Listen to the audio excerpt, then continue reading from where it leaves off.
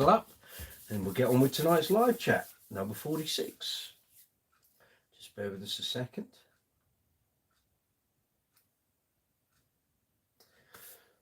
Here we go.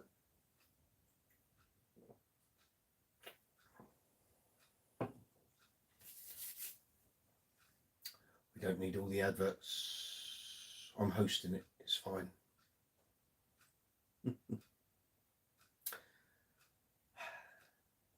It's not even giving me the option to skip ads today. There we go. Good evening. Welcome to live chat number 46 here on Brooks's Base Corner. Tuesday evening, 8 o'clock, London town, here in the UK. Hope you're all well. Hope life's treating you good. Thank you very much for attending. Live chat number 46, indeed. We're racking the numbers up now. It's week by week is flying by. So thank you very much if you've attended before. Thank you very much if you're attending this evening. Good to see you. So we're talking bass guitars, bass amplifiers, bass speakers, bass effects pedals, great bass players, bands with great bass players in them, albums with great bass lines on. If you got problems with your equipment, I'm talking bass guitars here, perhaps your amp's not working how you want it to work, maybe your pedals aren't working how they're supposed to work, maybe something on your bass has gone wrong. If you got a problem, let us know. If I can help, I will. If I can't help, chances are one of the fine learned bass players that we have here on the live chat each week might well know what you're talking about, might even have been through the same problem, and might well know how to fix it. So between me and them, we've kind of got everything covered. If you've not been here on one of my live chats before, you're very welcome. Of course, goes without saying. We're a friendly bunch here, so feel free. You know, don't feel like if there's a problem with your bass or amp or pedal or whatever, and you think, oh, I feel a bit scared about talking about it. Don't, because like I say, chances are one of us will have experienced it. I've done over 4,000 gigs in my time, been through many broken equipment scenarios, so usually there's a way around it, or we can certainly point you in the right direction to getting equipment fixed and repaired. So if we can help, we will. So that's what we're all about here on Brooks's Base Corner. So like I say, if you've not been here on a live chat before, this is the video window. You can see me wittering on. This is the video. If you're on the mobile app, directly below, that's the live chat window. If you're on the desktop version of YouTube, that's the live chat right there. How does that work? Well, you put your cursor or your insertion point or your pointer in that box, press your mouse button, put your comment or question in the box, press send. It'll come through to my screen here. As soon as I see the message pop up, I'll respond to it. It's as simple as that. Now, as I said, this is the video box. Directly below or to the right is the live chat window.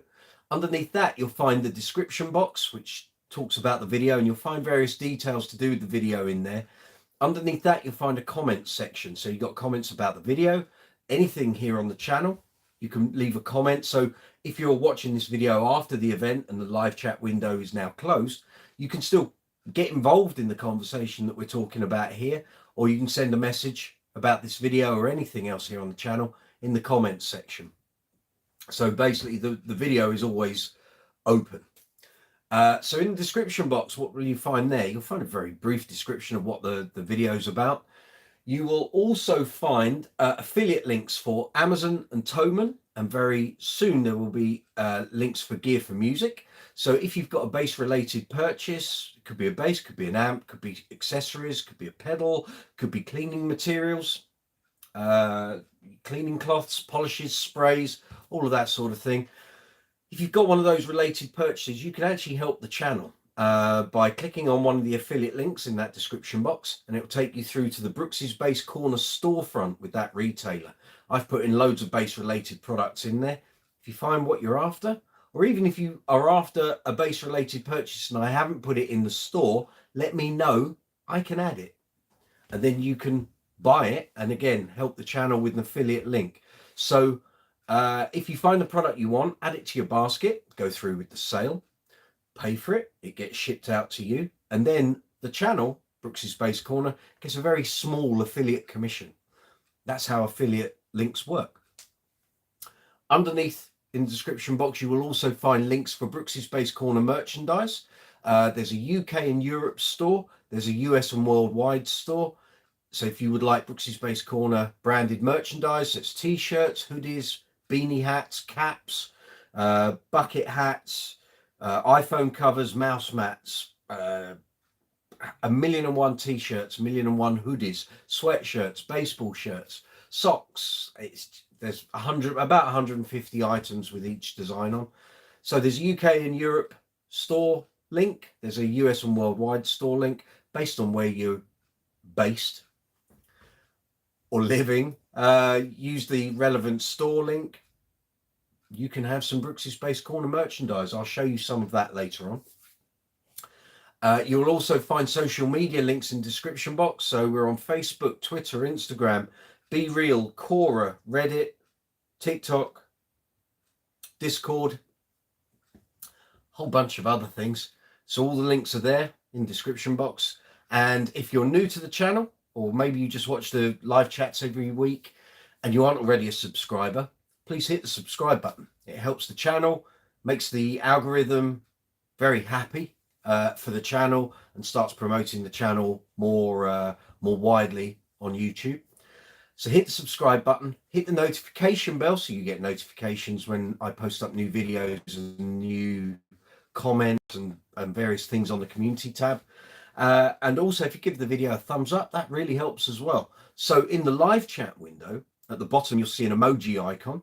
Please feel free to give that an absolute pummeling, because the YouTube algorithm really likes that. It means, or it signals to the algorithm that you're watching the video, you're enjoying it, you're getting involved in the conversation. So again, that's all a big positive. And next to that, you'll see a dollar symbol. That's called Super Chat.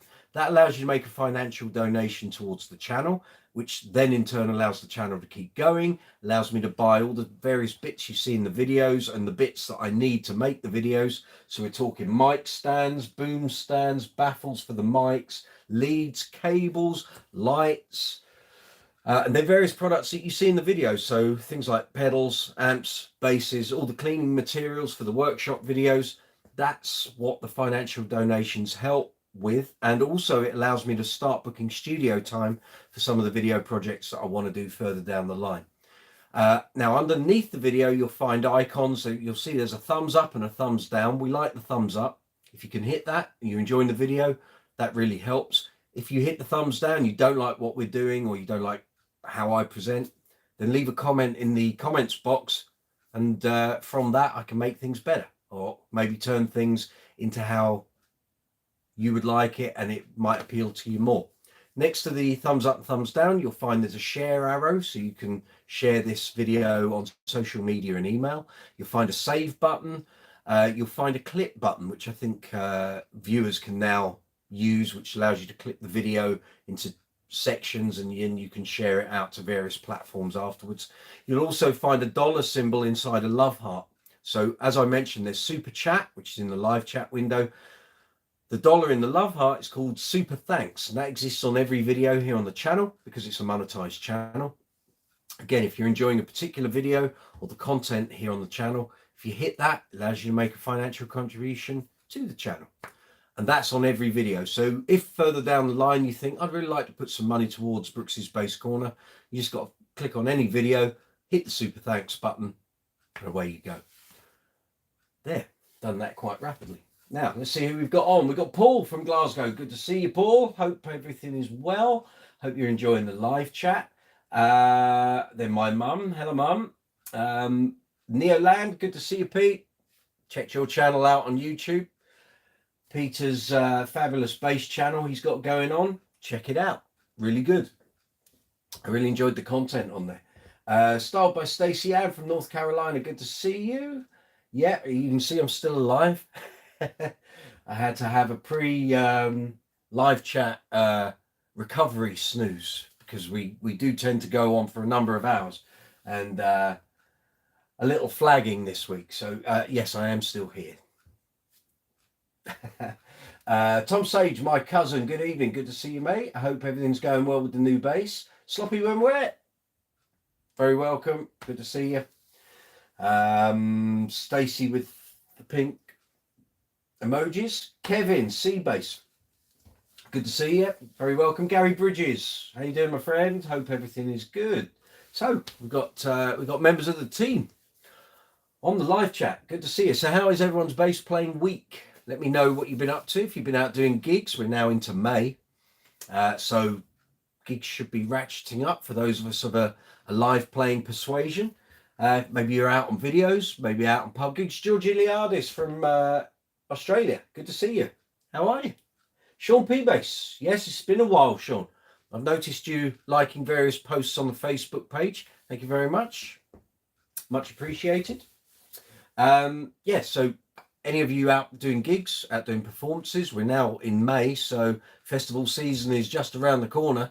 So let's know what you're doing, where you're playing. Who knows, maybe some of the live chat regulars might come and see you on your gig. How about that? Maybe I'll be on the same gig. Who knows? Who knows? So yeah, let us know what you're up to. Maybe you bought some new gear, new basses, new amps, new pedals. Maybe in preempting festival season and a busy wedding season, I hope, for everyone. So let us know. Let us know what you're out there purchasing. What news have I got for you fine people? So let's think. Right, so I had a function gig at the weekend. So it was my birthday on Friday, which was a little manic, but we'll talk about that another time. I had a function gig on Saturday with a couple of people I hadn't seen since before COVID. So that was good to see them. A singer I've known of for 21 years and had never done a gig with.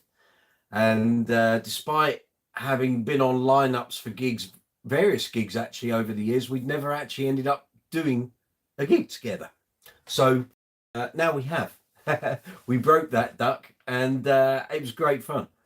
And client was very happy. Nice to get back into the function covers seat, which I haven't really done too much of since we've come out at COVID and lockdown. And most of my stuff has been themed stuff. So Queen tributes, ABBA tributes, the disco show band, Uncle Funk that I do.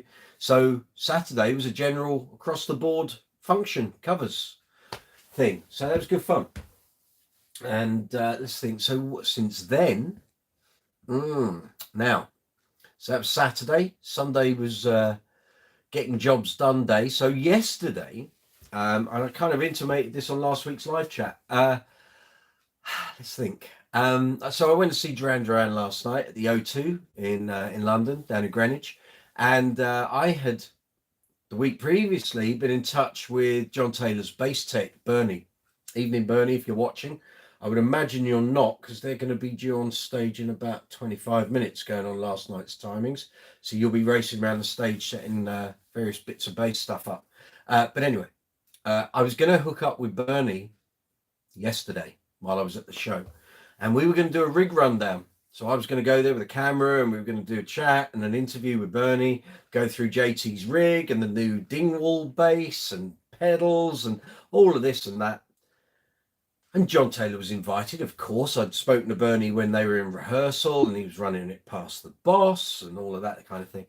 So he had to get the okay from the tour manager. So yesterday was the first night of 2, because they're playing there tonight as well.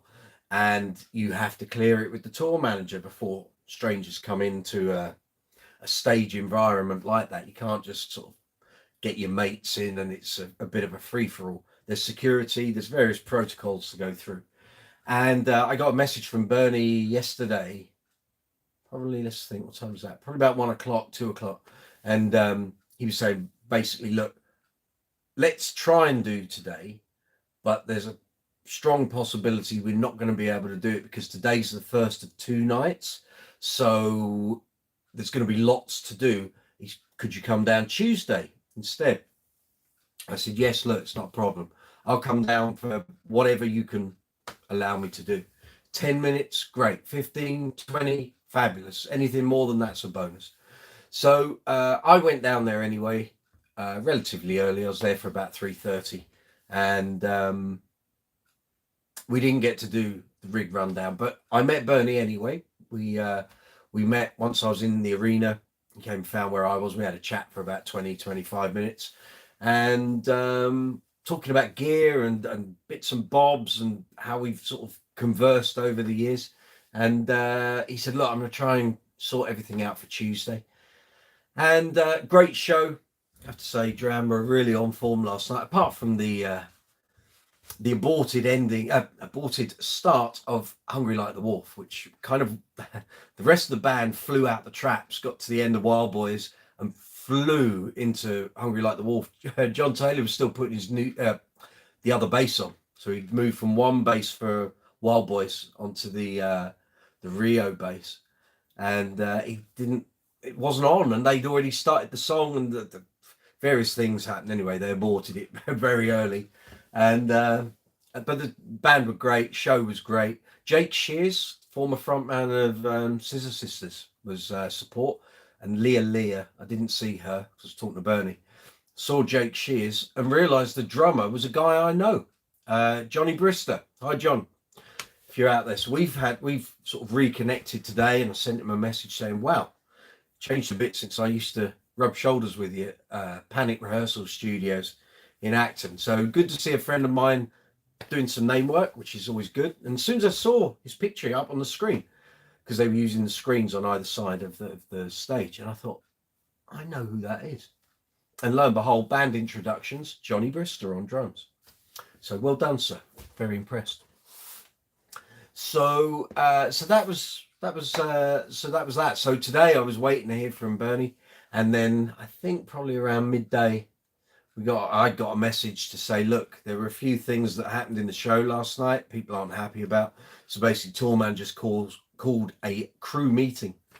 He said, I don't know how long that's going to run, and it could end up taking all of our time, in which case you're not going to get to do a video. So despite my best intentions, it was an aborted attempt at a rig rundown. So perhaps on another gig in the future, as he put it, if you were coming to Leeds or any of the other gigs, it would have been easy. He said, but because it's London, loads of friends and family coming, high security, 1,000,001 things to do before the show, it wasn't going to happen. So best intentions, I tried it, we didn't get there. There's potential possibly later in the year I might go and see one of their shows in New York. And he said, if you come to one of those, I think they're doing 2 nights at Madison Square Garden. He said, you can come down to one of those. Chances are that's going to be a whole lot easier than trying to do something in London. I thought, well, I've got to travel, 3,000 miles to try and do a rig rundown. But there's a possibility I might be over there doing some YouTube filming and stuff anyway. So we will see what happens. But in future, next time Duran come to the UK after this tour, as long as I let him know in advance, and also now he's met me, as opposed to just being a face online, we'll be able to try and arrange something. But John Taylor's new bass, oh my God, that preamp, that Neve preamp in the new Dingwall. Wow. I haven't heard John Taylor have a tone like that on a live show probably since the Big Thing, Electric Theatre tour, which was when he was using Kubicki. And I saw the Rio teeth in, re-secure those. The tour, the reunion tour in 2003, he was using the PV Sirius's and the Aria SB1000 reissue. And he had great tones, but he did not have a bass tone like he had last night. And it was just outstanding, really cut through. So anyone that's purchased one of the new John Taylor Rio basses, you're in for a lot of fun. It sounds amazing. I was like, he's found his tone again after all this time. But it just sounded great. So well done, Sheldon Dingwall. You hit the bullseye there. Well done. And I actually messaged him in the middle of the gig and said, this bass sounds huge. Very impressed. So now I'm waiting to hopefully get a review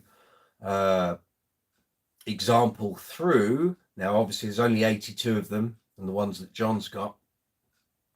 I would imagine, and I'm hoping that Sheldon will get one of those, but otherwise I'm looking at getting one of the regular production models once they hit. So we will see.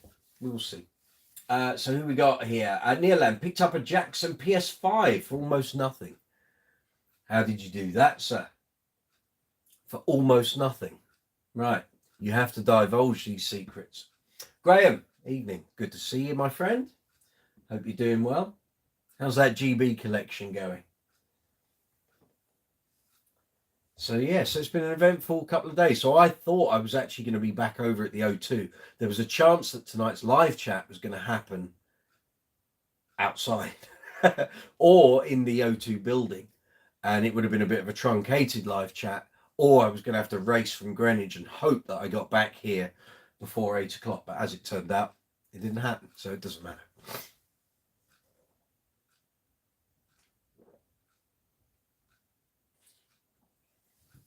So here we go, live chat 46. So if you've got any problems with gear, basses, amps, effect pedals, let us know. Either I'll try and offer some sage-like advice, or the fine people here on the live chat will. If you want to talk about basses, amplifiers, bass speakers, combos, effects, bass accessories, great bass players, which John Taylor is I hold in that regard, great bands with great bass players, Duran fits that mold, albums with great bass lines on. You can talk about a Duran album if you wish. I'm sure Rio will come up in the conversation at some point this evening. If you're trying to put a pedal board together, or you want to talk about bass effects, you want to talk about bass accessories, maybe looking to buy a new geek bag, leads, straps, strings, cleaning materials, anything you want to talk about bass related, put it in the live chat box. If you're on the mobile app, it's directly below here. If you're on the desktop version, it's that way. Put your pointer, your cursor, your insertion point in the live chat box. Send your comment or question, press send. It'll pop up here on my window, and then I can respond to it. So so that's kind of been my week since we last saw each other. So working on affiliate videos at the moment, which is taking up a lot of time. But once they're up and they're working, the channel will benefit, I'll benefit, and then I can start seriously rolling out the new content, of which there is much. It's just having the time to go through the process of uploading and doing all the social media promotion every time you put a new video up. If you don't, literally the video is like firing a bullet out of a gun or a cannon. It just goes, hits the ground. So you've got to give everything a big build up and be there to support the video after it comes out for a couple of hours. Having that time at the moment is a rarity, but we'll get there. We'll get there. Tom Sage, sage-like advice. Yeah, my advice, cousin, my advice. Yes. How's that bass setup going? Have you started it yet? My cousin Tom has just recently taken up bass playing. He bought one of these second hand, following my my advice. So he bought one of these, an Ibanez SR300EB in white. And he's currently cleaning it up and setting it up and learning all of those wonderful things that those of us that want to do these things ourselves, you've got to practice. So he's bought one of these, and he's on the road to bassdom. So there is a video here on the channel already of this bass on the workbench getting cleaned up and set up. And there'll be a review video and a demo video probably this week. I've already filmed it. I've just got to edit it up and release it to you fine people out there.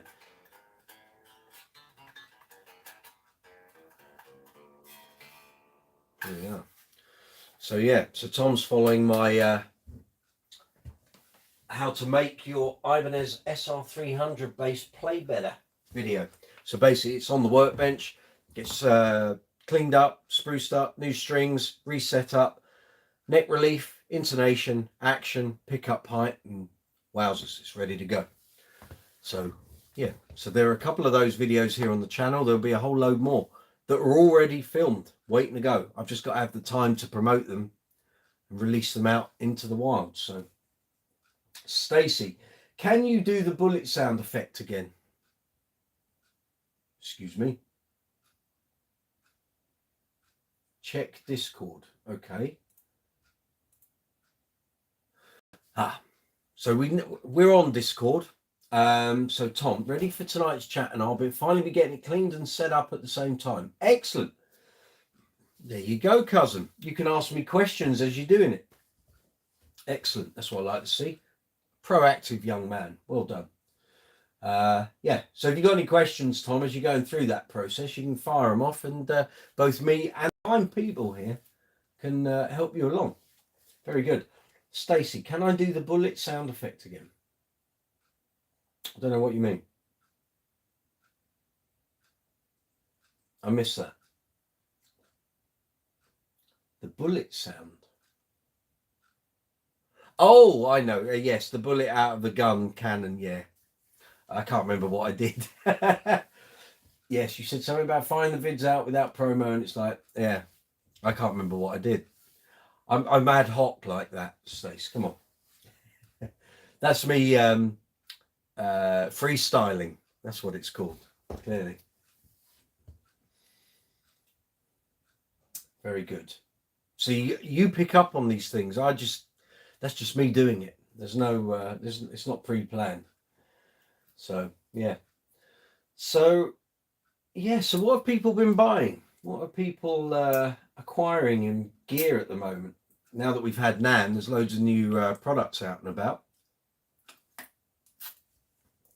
Let's know what you're buying, guys and girls. Yeah, loads of new product out there. Every time I go on any of the base forums, people are buying new stuff. It's like shopping season. Maybe we're coming out of the cost of living crisis and people are finding they've got a few extra pounds to spend. There's my mum. You handle that guitar as it were very lightweight. Yes, it's very lightweight, Mum. They are. Do basses weigh different amounts? Yes. So that's very light. I've got a couple of other very light basses. And then the one on the wall, the brown one, that's an alembic. It's like carrying a tree. Weighs a ton. It's probably about 5 kilograms or more. The one next to it probably is about 1.5 kilograms less. And that's a Dingwall. So, yeah. Yes, they all weigh different amounts. You should know this. The amount of times I've had basses when I've been down visiting and you've seen them. They all weigh different amounts. Some are heavy, some are light, some are in the middle. That's just the way it goes. So, yeah. So the one on the wall is like carrying a tree, and this one, although it's heavy, it's not as heavy as that. Not even in a month of Sundays.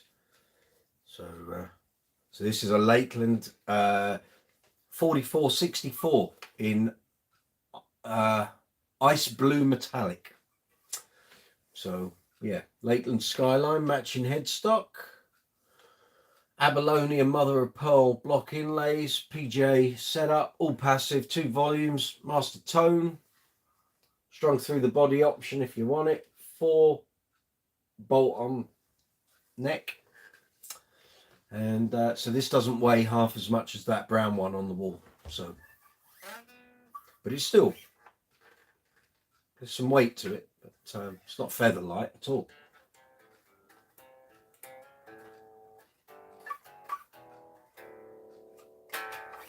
So this will be coming out on a lot of work over the summer. It'll be doing a lot of Queen gigs with me, as well as the precisions that I take out, and might even start using it on a couple of ABBA gigs. I've got an ABBA gig this week in Newbury in Berkshire. Got a corporate event on Friday, and we're supporting a Queen tribute, funnily enough. Joseph Lee Jackson's Mercury tribute. So I know Joseph to talk to on Facebook, and he knows me and I know him, and we're going to hook up on Friday and yeah, finally say hello in person, which is a rarity on these sort of gigs. Normally it's either just one band, or if you're doing a multi-band thing, very often you turn up half an hour, 45 minutes before you're on, you get changed, you do your sound check, you're on, you do it, you come off and you go. You don't hang around. You don't normally get that much time to sort of chill out with other bands, so that'll make a nice change. So it'll be all good. Yes, indeed. So yeah, so that's kind of everything up to date with Brooks's Bass Corner. So ABBA this week, I've got a Queen gig next week. Week after that, I've got a wedding function with a bunch of old friends, the Bears, who I haven't seen for since October. them in October, so this will be the first one. Got a couple of gigs with them over the summer. Then the week after that, it's the last week in May, and then after that is when festival season kicks in with Uncle Funk. So busy times ahead. This is the lull before the storm. But we're quite frantic through the summer. Lots of work. And actually, if you add together the Uncle Funk work, the Queen work, the ABBA work, and sort of general covers function work, it's going to be busy. It's going to be very busy. So where I've had a very quiet period from January through to now, it's about to go rampant. So enjoy the quiet while you can. So that's why I've been trying to get all my affiliate stuff here on the channel up, running and doing its thing, because I know once we get into summer, I'm not going to have time to manage that as much as I can at the moment. So yeah, Kev Smith, hi. How's the fretless jive bass coming on? Very well. Tentative steps. Tentative steps. I haven't started filming for that series on fretless bass playing, but I have started getting used to how it plays. Sounds great. I can get it if you want me to show it off. I can do that. 2 seconds. Let's get the girl on camera. Yeah, I'll do that. Be a good idea. Here we are. Stephen. Oh yeah. Ha. Yeah, I'd forgotten I hadn't taken that off. Oh well, there we go, eh? So, what fine young Kevin is talking about is my jive bass by the Bass Centre. So I recently decided to take up teaching myself fretless bass, because even though I have one here, I have a Kabiki fretless here, I don't want to trash it as a beginner on fretless, because Kabikis are worth a bit now. So I decided to get hold of one of these very fine jive basses from the Bass Centre. So basically it's a jazz bass, as you'd expect, in Olympic white, tortoiseshell plate, of course, and defretted by the fab guys at by Chris Ward at the Bass Centre. So we now have an all singing, all dancing jazz fretless here in the collection. And I'm no great fretless player, but the idea is this is something I want to put to bed and actually be able to do. Been meaning to do it for a long time. During lockdown, got some books on fretless bass playing, how to teach yourself, and various tomes from the bass player publishers. They did it's a magazine bass player that I used to write for. They did a book on fretless bass some time ago. There's a Steve Bailey book. There's also the book where it's in there in the rack, fretless bass by Chris Kringle. We went through all this the other week. Someone here on the live chat was asking me what books I was looking at, and I pulled them out the rack, and we had a discussion. So there's going to be a whole video series on tackling fretless bass for a beginner from scratch. I'll be the beginner. So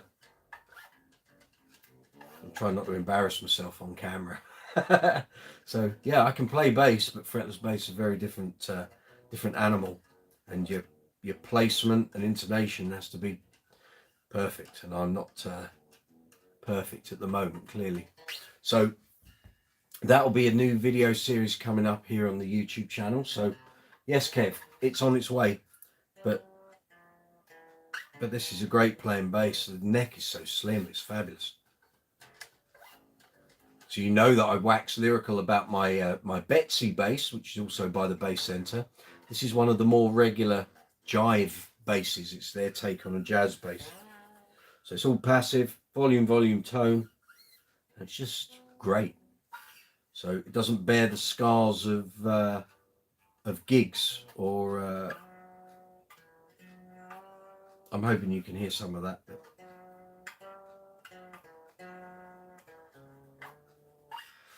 But this is something that I can't wait to get started on it. Actually, it's just having the hours to sit there and do it, and then start filming and edit it all together. So in theory, it should be a really good bass series. I'm looking forward to doing it. So yeah, so if you're in the market for a jazz variant, I can heartily recommend these jive basses, and they come in a whole range of colors. So you know, if you got a specific color in mind, chances are there's probably one in the range. So go to Alchemy, thebasscenter.com. Look for the jive basses. Here you go. Not sure if this bell plate, the ashtray, is going to stay. That might well be coming off once we start tackling fretless. We'll see. We'll see. Can't wait to get started on that though. It's going to be good fun. 2 seconds. I'll stick this back in its bag.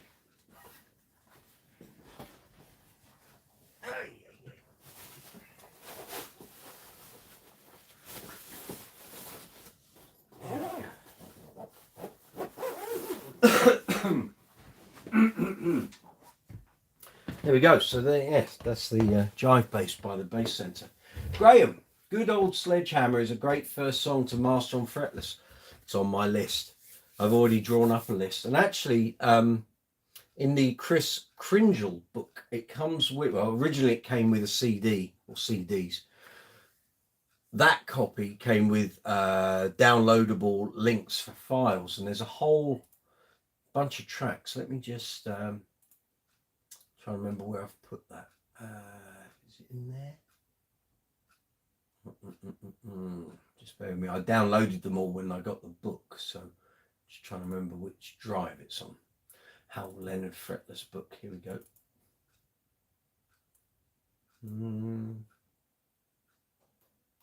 That's not the songs. Oh, there we go. There's a whole bunch of technique stuff. Then you've got a load of actual sort of songs to learn and play. So there's like some Pino Palladino from Paul Young, load of Jacko, of course. Lady in Red by Chris de Burgh, not the sort of song a lot of us wants to learn, but there's a really good fretless bass part on there.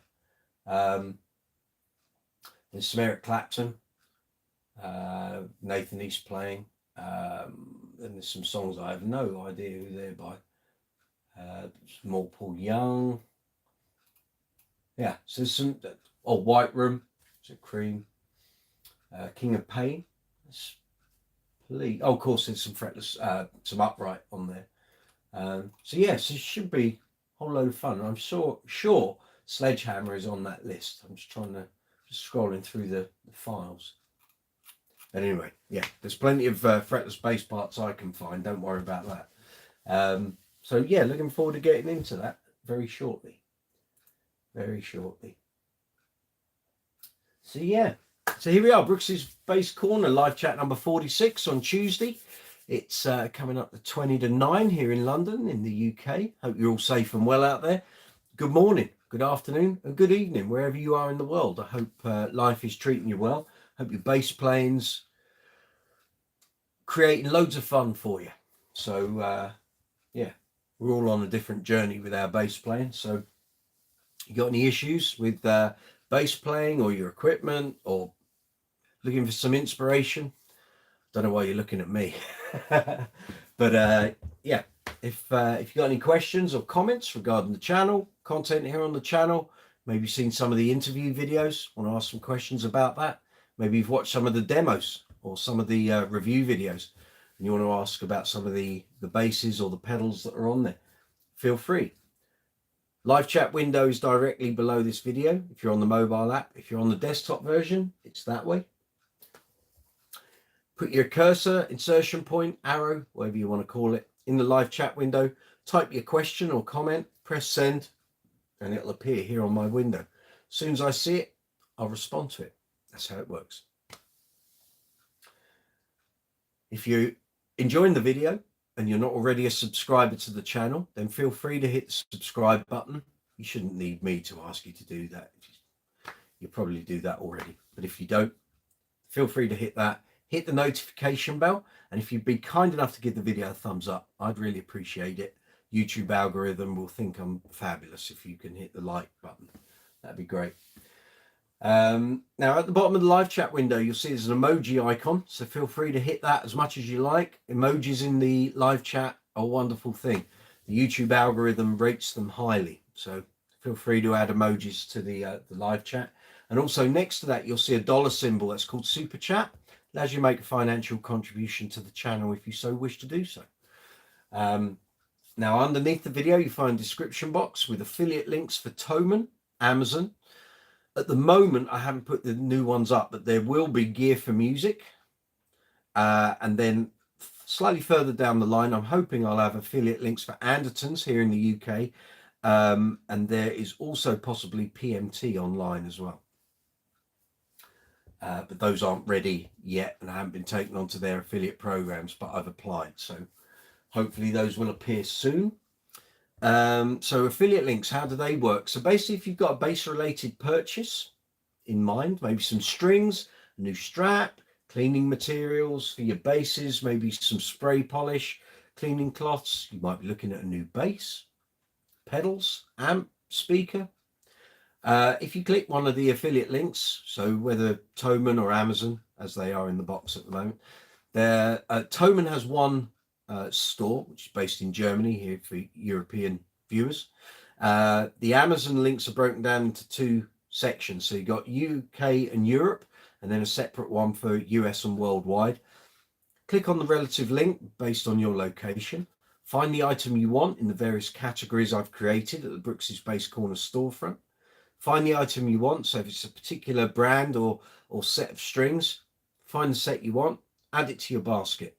Go through to the basket, fulfill the transaction, pay for your items. The items get shipped to you, and then Brooks's Base Corner receives a very small affiliate commission payment, which goes towards the running of the channel. That's how that works. You'll also find in the description box merchandise links for, let me show you, let me get some samples and I can show you exactly what I'm talking about. So we have Brooks's Base Corner branded merchandise. I'm wearing a very natty Dingwall t-shirt this evening, not a regular Brooks's Base Corner t-shirt, but we're showing off the Dingwall love tonight. So Brooks's Base Corner, so literally there's 150 items-ish for every single design. So when I say design, we're talking like logos, graphics, what have you. So we've got caps, very fetching navy blue baseball cap. We've got a long sleeve t-shirt. Is that navy? Yeah, that's navy. Navy blue. Then we've got a baseball shirt. I think that's white and navy as well. That's with the big colourful GB Rumour 4-string. My Kingfisher blue base. That's where that outline comes from. And then we've got here a royal blue t-shirt with that same logo on the front. So if you go through to the merchandise store, literally every item has various colors, sizes, and every design can be applied to those garments or items. So go through to the shop front, find a design you like. And actually for next week's live chat, I should have a load of the new designs. I've got shirts coming. I think there's a long sleeve top in there. New mugs, mouse mat, a few other bits and bobs to show off. So yeah, so if you want some Brooks's Base Corner merch, use those links in the description box. The quality of the clothing is outstanding, really good t-shirts. So they use for depending what the item is, they use like Gildan t-shirts and Fruit of the Loom. What's that? That's the premium shirt. I need the other tag, which is elsewhere. Yeah, Fruit of the Loom, Gildan. So yeah, all good gear. It all washes very well. And if you've seen posts on social media, the white mug has been in the dishwasher probably about 10 times since it got here. Now, no fade. There's no fade on any of the mug printing that you can have done, which is great. Sometimes with these graphic mugs, the print fades through like constant washing. not on the white mug. It's all good. Sean P. Bass, looking at buying a Fender Kingman V2 electroacoustic bass. Have you tried one? 2 seconds. Let me check my review files, because I have a feeling I did, and it wasn't that long ago. Let me just check. Bass Guitar Magazine and Bass Player, Bass Reviews. Okay, let's search on Fender. So Fender Kingman, let's have a look.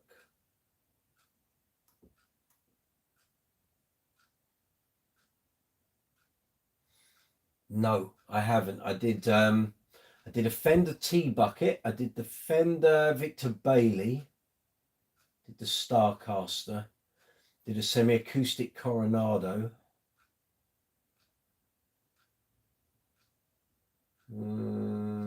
No, simple answer to that one, Sean. No, I haven't. Have you tried one? Is there an alternative 28 to 32 worth a look? We're talking scale length there. I don't know. Most electroacoustic basses are long scale, so they're 34s. But there will be some other ones out there.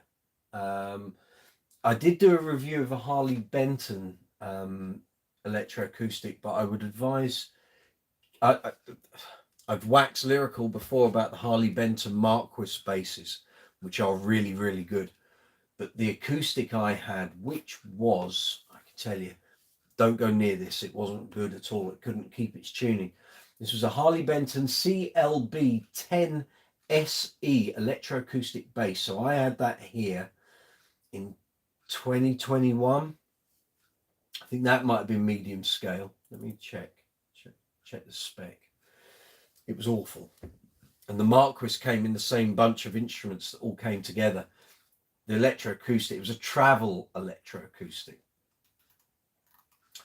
Wasn't very good, but the Marquis basses were fabulous. Scale length on that was 23.5. So that, because it was a travel bass, so it was quite a bit shorter, which might have contributed to it struggling to stay in tune. But no, there will be stuff out there, Sean. I just haven't had experience of it. So shop around is my suggestion there. You might have to go and venture out to some stores and try some out. So you're looking at PMT, Guitar. I think they have some. I can't remember where you're based, Sean. The Gallery usually have a fair array of acoustic instruments at the Gallery in Camden. Bass Direct, they'll have some acoustics. In fact, I'm trying to be all-encompassing and helpful here. So let me just quickly have a look for you. Acoustic, here we go. So okay, that's all the Kalis stuff.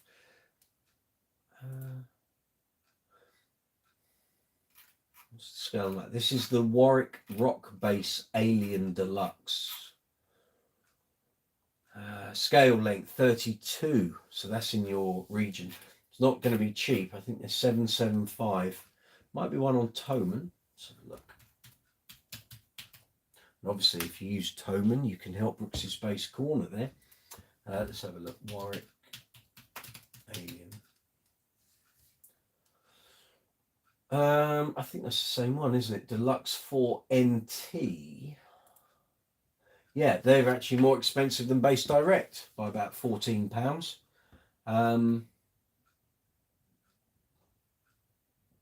Was that the FLNT? No, that's the okay. So the Warwick Alien Rock Bass Deluxe 4 NT is 789 on Thomann. It's 775 on Bass Direct. Then there are various options. So there's a cheaper one, the hybrid version on Thomann, which is 749. There's an RB Alien Standard 5-string version, which is 666 on Thomann. There's various options there, Sean. So if you want to check Thomann out, there's a bunch of different basses there. Then obviously check PMT, check Guitar. Maybe have a look on Amazon as well. Again, you can use affiliate links in the description, and perhaps you might find what you want. I don't know what your budget is, so you're 30 miles from Gear for Music, are you now? Well, I haven't got my Gear for Music affiliate link here. It's in my email. So if you could hold off for a couple of days, I will get those affiliate links up. I'll put them in the description box of this video. It'll be in every video on the channel. So if you want to have a look around at options, let's have a look at Gear for Music. See what they're doing in the way of acoustic basses.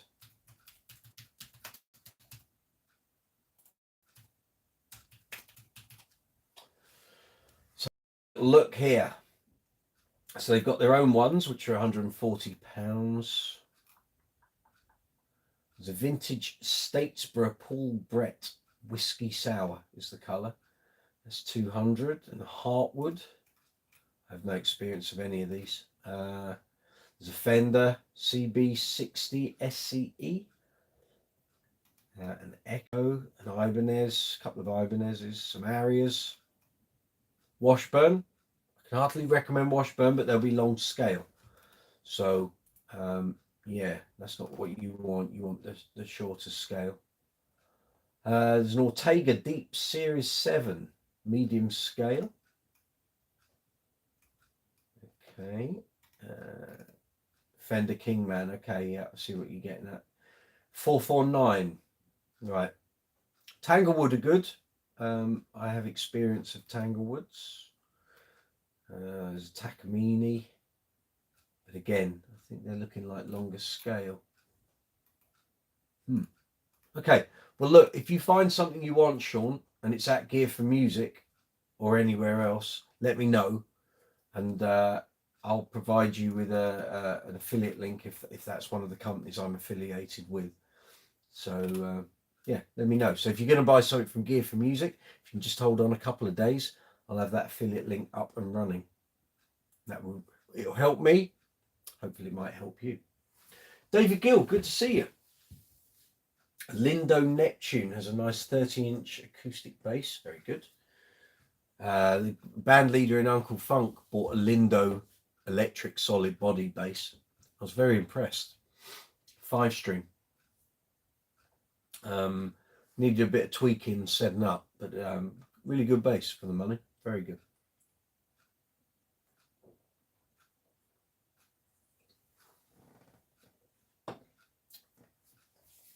Yeah. So there we go. I think we're up to date on the live chat messages.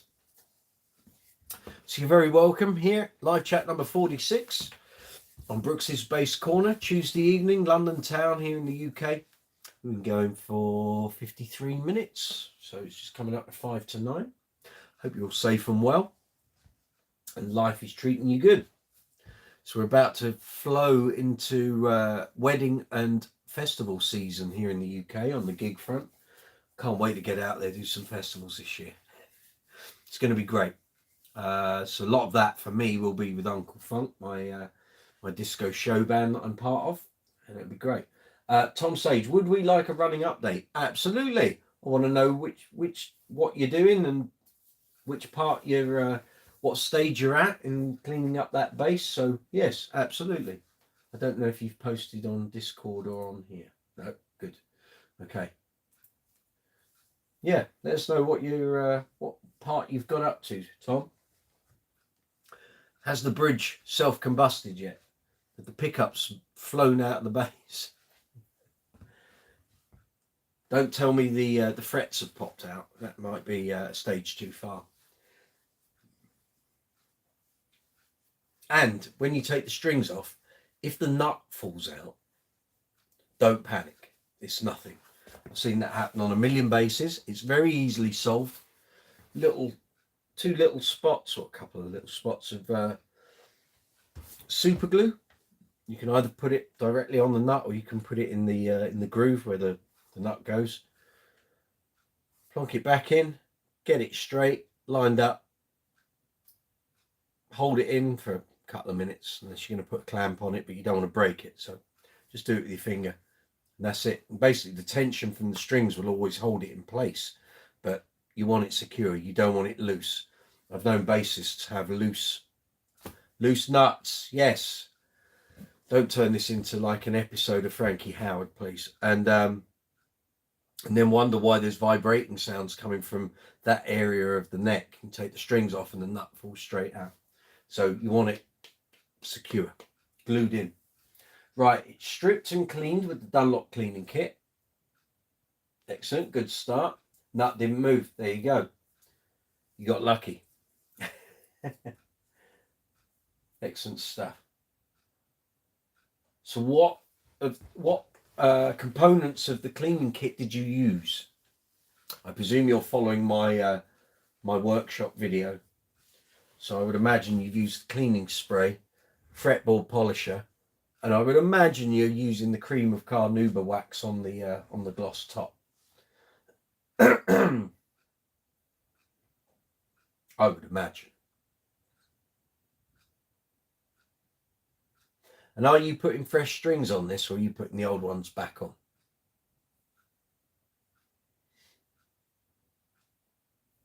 Oh, you used all of the clean kit. So the clean kit he's talking about is the one that you would have seen in the background on previous live chats. So that's one of these fellas. Just one of these. So he's a very wise man, my cousin, because I told him to buy this, and he did.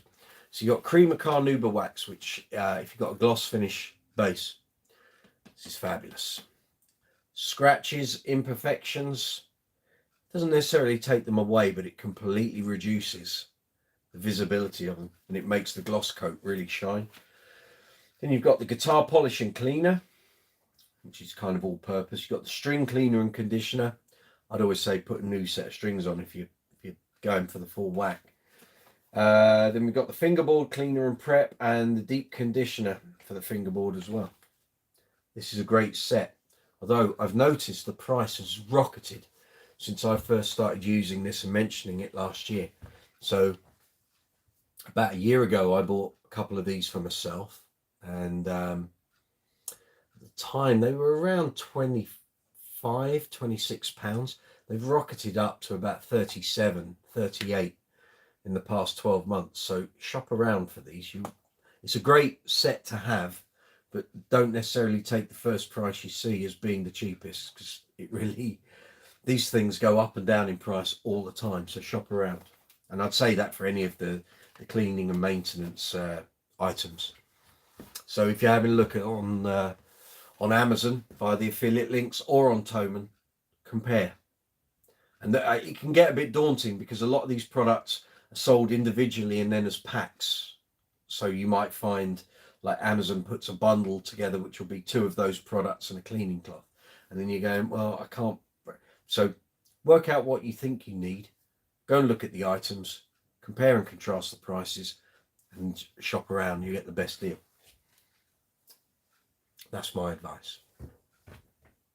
Tom Sage, old one's back on, you cheapskate, you. That's right, you don't know what strings you want at the moment, so you're going to learn. I would imagine that bass has either got 4000 steels or 4505 steels, but I haven't seen the bass yet, so I can't tell you. String cleaner at the end. Yeah, or you can clean them while they're off if you want. The only problem is you're going to put those strings back on and you're not going to know which part of the string was face down touching the frets. So you could end up restringing and suddenly see loads of little grooves in the string where you haven't got it right side up. That's why you change your strings as well. But also you're playing strings with another man's filth in them, or young ladies' dead skin in. That's why you'd want new strings on there, mate. So you're going to put them back on, play it, and all their grots is going to fall out on your nicely cleaned fingerboard. But there we go.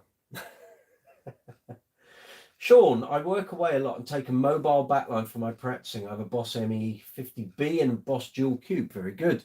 Okay, well, Sean, have a look on Gear for Music. If you find an item you want, note it down. Send me a link or the name of what you're after, but don't go ahead and buy it. I'll send you an affiliate link. you help me and I can help you. That's great. String cleaner at the end. Thanks, cuz. Yes. Well, you didn't ask me that bit. You see, this is why you should be asking these questions, Tom. Sean P. Base, run it on a battery pack power bank pedal train Volto. Any others? No. If that works for you, go for it. Go for it. Yeah.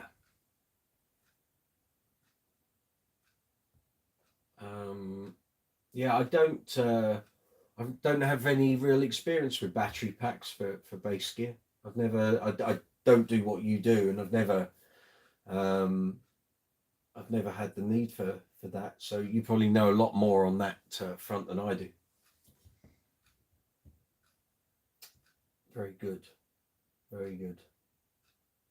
I can see the video, and I've got here on my screen what you guys are seeing. There's obviously a huge delay in me filming stuff and then it appearing. It's like, wow, okay, that's about a minute behind at the moment. Sometimes it's only a couple of seconds, but for some reason it's about a minute behind today. There we go. There we go.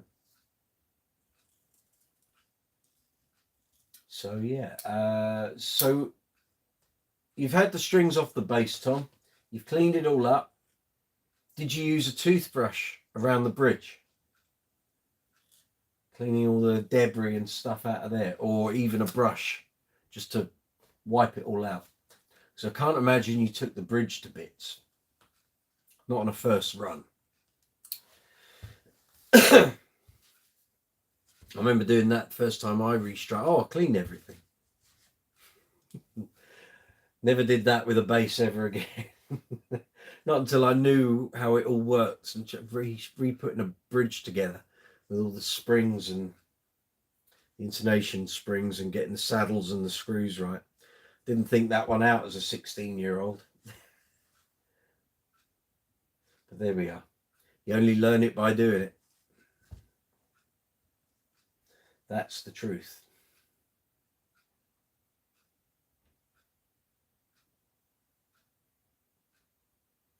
Cool. Well, here we are. Live chat number 46 here on Brooks's Bass Corner. It's just gone 9 o'clock here in the UK. Hope you're all well. Hope everything's good where you are, wherever you are in the world. Thank you very much for attending the live chat. And a big thank you to all the new subscribers on the channel. Very much appreciated. And you're always welcome here on Brooks's Bass Corner. Thank you to everyone who's been adding likes, comments, thumbs ups, getting involved on the social media. The channel's still all in the green. Everything's on the upward spiral. So thank you very much. It's all progressing quite well. Thank you. People following videos and enjoying the content on Instagram. It's very much appreciated. And thank you for all the comments and likes on Facebook and Twitter as well. It's all part of the big, I won't say a machine. I'm not really a machine. It's all part of the channel and exposing it and getting it out there. So thank you very much. You know, very much appreciated. Sean, have to go. See, she who obeys is calling. No problem, sir. Good to see you. Let me know what you want to do about the acoustic bass. Send me a message on Facebook like you did before regarding the Stingray. So if I can help you, more than happy to do so. Graham, Mike, do you know much about Ashdown amps? A bit. Fancy something a bit different. Okay. Come across a drop head DP200. Wondering if you ever had the pleasure of playing one. Let me quickly Google it and remind myself what it looks like. Ashdown drop amp. Let's have a look. See what pops up. That's the one with the exposed valves, I think, isn't it? You're talking about the DP200, right? That's there, I think, isn't it? Let's have a look. There's one on reverb. Is that the one you're talking about? I think. Oh, it's ended. Okay, yeah. Right, so it's a steel chassis, exposed valves with a case over the top. Got you. Okay. I don't have any experience of playing that particular head, but I've had experience of various Ashdown valve-based heads. I had the CTM 100 here. big unit full of valves once. It was immense sounding, huge, with a price tag to match, but really, really good. Not being offered. I wonder if you ever had the. Not. Your sentence doesn't make sense there, Graham. No being offered form. Don't know what you mean with that sentence. Can you clarify? That'd be handy. But I can tell you, being offered one for around 400 quid. Right, got you. Well, the one on Revo went for 667.83. That was in Los Angeles, though. So UK wise, that sounds about reasonable. Do you know how many valves it's got in it? I'm trying to see from the picture, and I can't really see. And exactly what is its architecture? What's it got in it? Is it valve, preamp, and power amp, or is it just a preamp? Or tell me more. Sorry, cat jumped on the keyboard. We all have a cross to bear, Graham. Yeah, is that just a preamp, or does it have power amp as well? And is the power amp valve based? But going on my experience of valve heads from Ashdown, they're usually pretty good. And if it's not made in China, if it's a UK built amplifier, it may say 200 watts. Well, I'll tell you what, a valve head is going to blow your mind in terms of what you think a 200 watt valve amp should be. So we've got used in our generation of bass players, amps going up 200, 300, 400, 500, 600, 7,000 watts, and you think it's loud. 100 watt valve amp, 100 watt, so not 200 but 100, is huge. It will fry your brain, and you won't play 100 watt valve amp and believe that that's 100 watts, because where lots of us use Class D amps, 100 watts of Class D power is not the same as 100 watts of valve power. I can assure you. That CTM 100 literally was shaking my house when I was testing it for review, and I couldn't believe that was just 100 watts. So I've got, I'm seeing in the corner, so I've got my Aguilar DB751, which is immensely loud.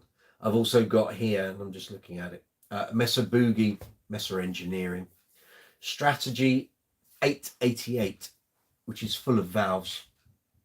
I think it's 500 watts. I've never pushed it. I daren't, because it's so loud anyway from the start point, and you start adding in EQ, increasing the gain, increase the volume. It's like, wow, it's really it's a big deal. So yeah, when you're running valve power, it's a different level. So when you look at it and you think, oh, it's only 100 watts, it isn't. It's just our ears and expectations have got used to Class D power ratings. It's a different thing. It really is. All valve at 200 watts for 400 quid. If you're going to use it and you're going to gig it, go for it. The only thing is, if you've not owned a valve amp before, the tone is very different. So if you want glassy highs, and I know you've got some GBs there, if you want glassy high slap tones, you ain't going to get it on a valve amp. Certainly not on an Ashdown generally. You need things like the MK500, the Mark King Red amp, to be getting those sort of sounds out of an Ashdown. But the valve stuff, you're going to get really solid, gritty, warm, colourful bass tones, loads of resonance. You're going to hear things in your bass tone you'd never heard before, and that's the difference with a valve amp against a solid state amp. You'll hear all this tube colour. It's a wonderful thing used in the right place. If you're in a band that makes use of that, so if you're in a good rock band and you're guitarists using valve amps and stuff, and they're really cooking, it's a lovely place to be as a bass player. But if you're playing with other people who are running on amp modeling and and running on in-ears, and there's no real backline power. It's a different thing. But in a really good rock band with a valve bass amp, and your bass is, you're using steel strings, heavy gauge, might be playing with a pick, but it doesn't matter if you're playing with fingers, you're going to get real good tones. It's surprising. So yeah, 400 quid sounds reasonable. I'm sure if you ended up wanting to sell it, you're probably going to get that back. So I'd offer somewhere in that region. If they're amenable to some movement on the price, go for it.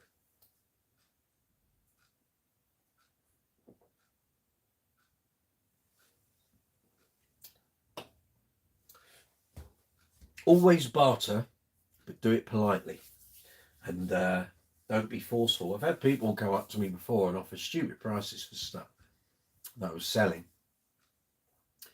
and basically said, well, that's all I'm going to offer is take it or leave it. Well, I'll leave it then. But if you offer someone close to what they want, a few quid off for travel or what have you, then most people are fairly amenable to that. I know I am. If someone's going to come directly to my door and I don't have to ship it, don't have to pack it, don't have to wait for couriers, yeah, I'll happily take a small hit on something just to save that level of grief. Great. Tom, strings are 4000s. Very good. Okay, well, that gives you an idea as a starting point. So from that and playing those, you can then decide whether you want to go up a gauge, down a gauge, create a hybrid gauge.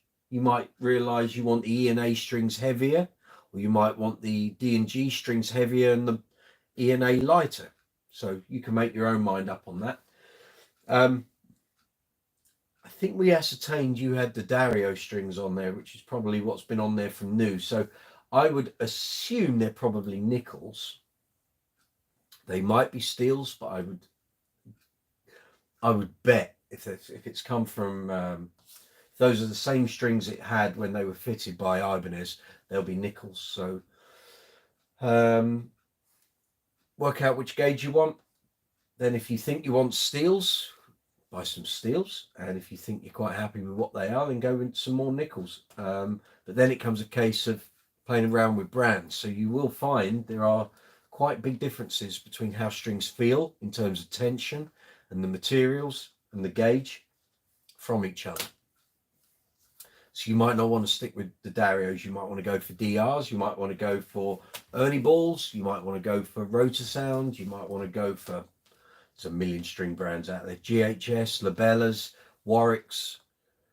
I mean, Elixirs. It's a very large world, murky world of string buying, Tom. But you'll find what you want eventually. You'll find what works for you. So on this base, obviously, if you're following that video, that workshop video, I've got Rotor Sound 4000s on this base. So they're steels. Steel swing base 66s. 4000 gauge, so 40, 60, 80, 100. And they sound great. They sound really good. Well, be the judge, although I'm not plugged in, obviously. So I always end up playing like this so you guys can actually see, because if I play like that, you can't see anything.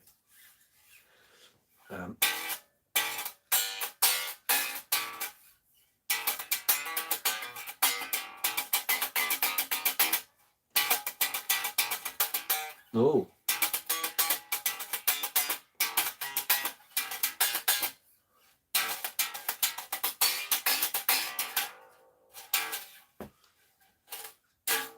Yeah.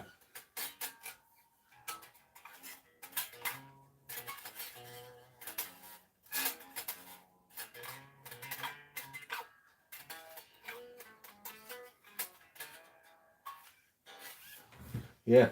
It needs to tune up, actually. It's out of tune.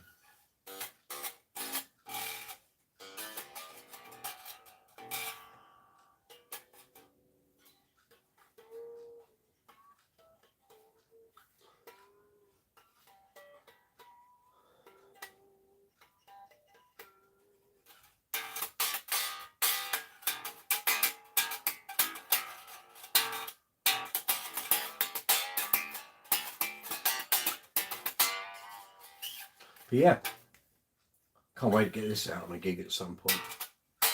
It's so light. It's great. Very slim body. Let me show you.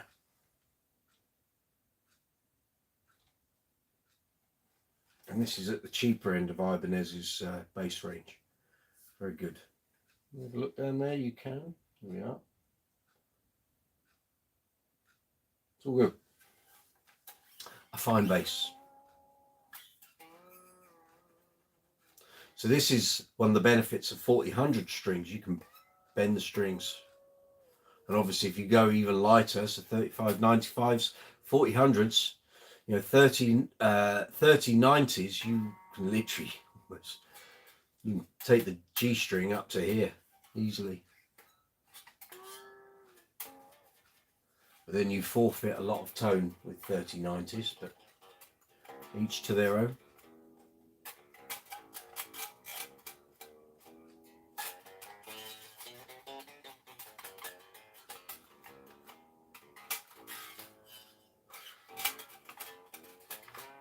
So we've got a few Ibanez's here now. So this one, oh, you forgot, didn't I? 2 seconds.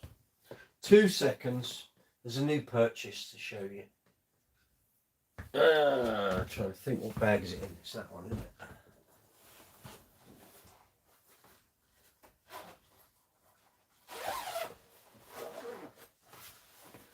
So new, I haven't even cleaned it up yet. I haven't had time. So, picked this up last week for video purposes, reviews, demos. This is an Ibanez Thomann. I think that's how you pronounce it. Talman. Active. I actually reviewed one of these back in 2017, I think. I'd forgotten it was active. I thought it was all passive. It's got an active battery compartment. Volume. Pickup pan, bass and treble. Woo, he's out of tune. So very out of tune. So I picked it up, I haven't done anything with it yet. So there's the SR300EB, this Thomann. I've got the SRH 500 Def, the semi-acoustic one, and then the Ibanez ATK that's in the rack. So building a little bit of an Ibanez collection here. Very impressed with Ibanez, always have been. Never played one that I didn't like.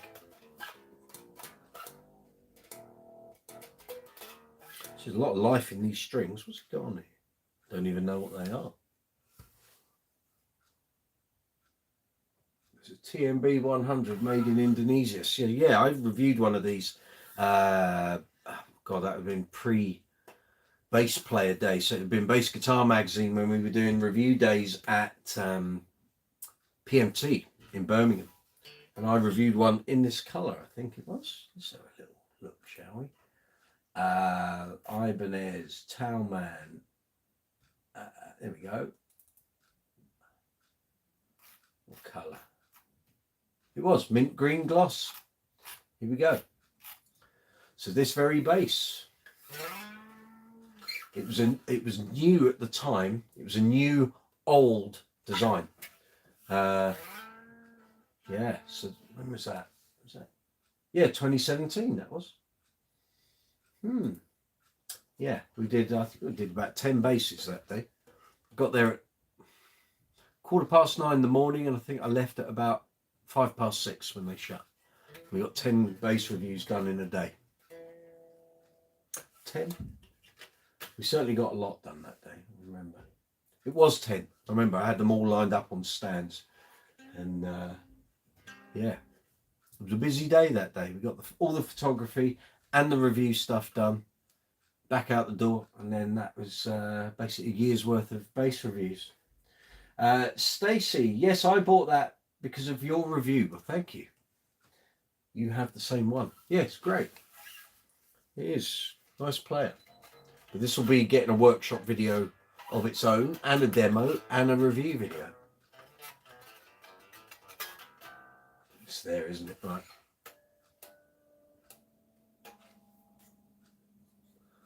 Not good.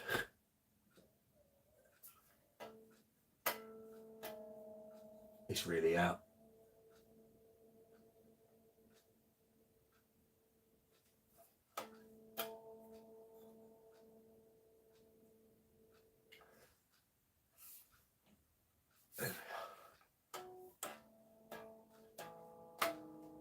Been playing detuned, hasn't he? Tune it back up, idiot.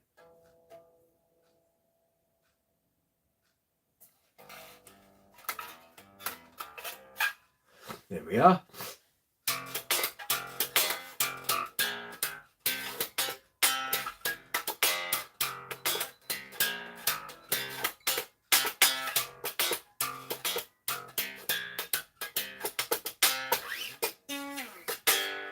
Action could do with a little adjustment. I think the guy before me said he was very into his sort of detuned metal and stuff, which fine, each to their own.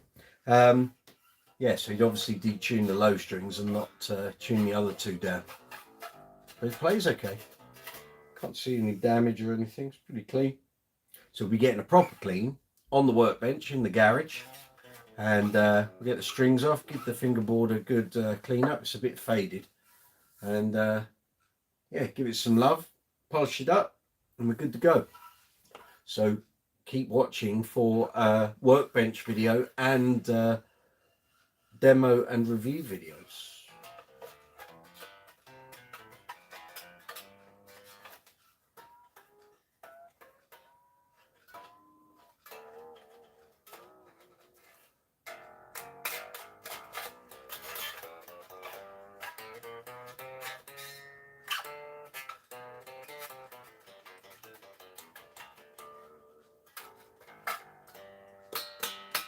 Yeah, I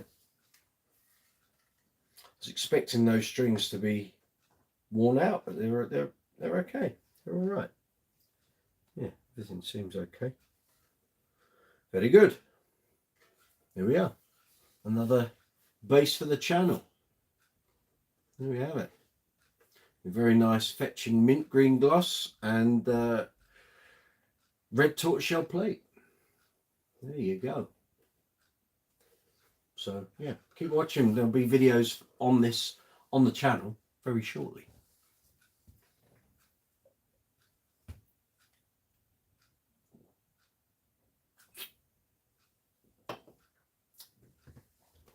So here we are, 23 minutes past 9 here in London town.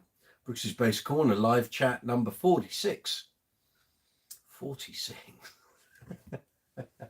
I can remember the good old days of single figures. But yeah,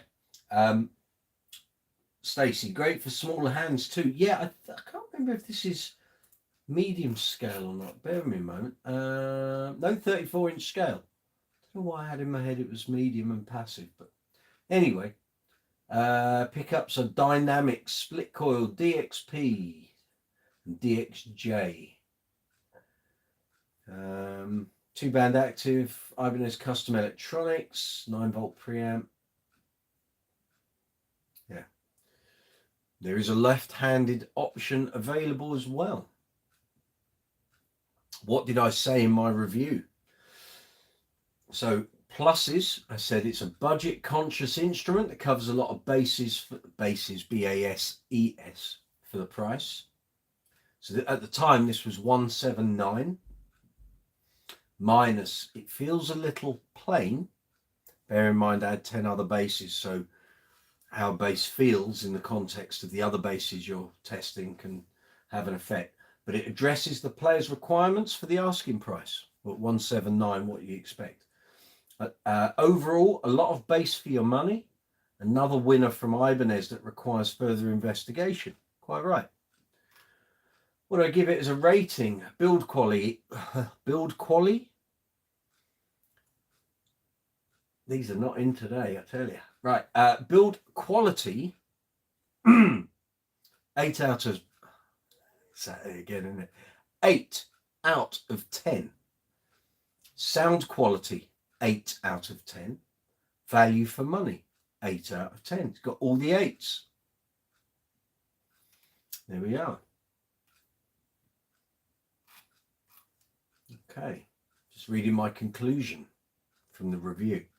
There's no doubting that the Thomann is a fine, simple bass and should be judged on its own merits. There is nothing complicated about it, and it performs very well for a bass in this price band. You could take this bass to any number of gigging situations and be satisfied that it won't let you down. It's solidly constructive. Constructive? It's solidly constructed. Performs very well and is comfortable to wear. Check it out. There we go. So, yeah, 179 that was. The sub strap line, which is what used to feature below the main title of the piece. A sub £200 bass from Ibanez and a new old design. What gives? Mike Brooks investigates a little closer. There we go. That was that review. So I conducted the review at the end of 2017. It was published, I think, in March. I can tell you the exact date. That was published in March 2018. I think. No, that's the written. Sorry. Go to the published folder, Mike. Much better idea. That was published in May 2018. So yeah. There they are.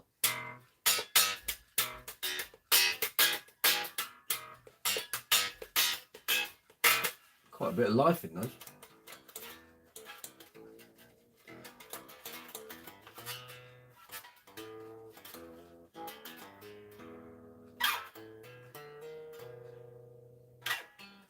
Ooh.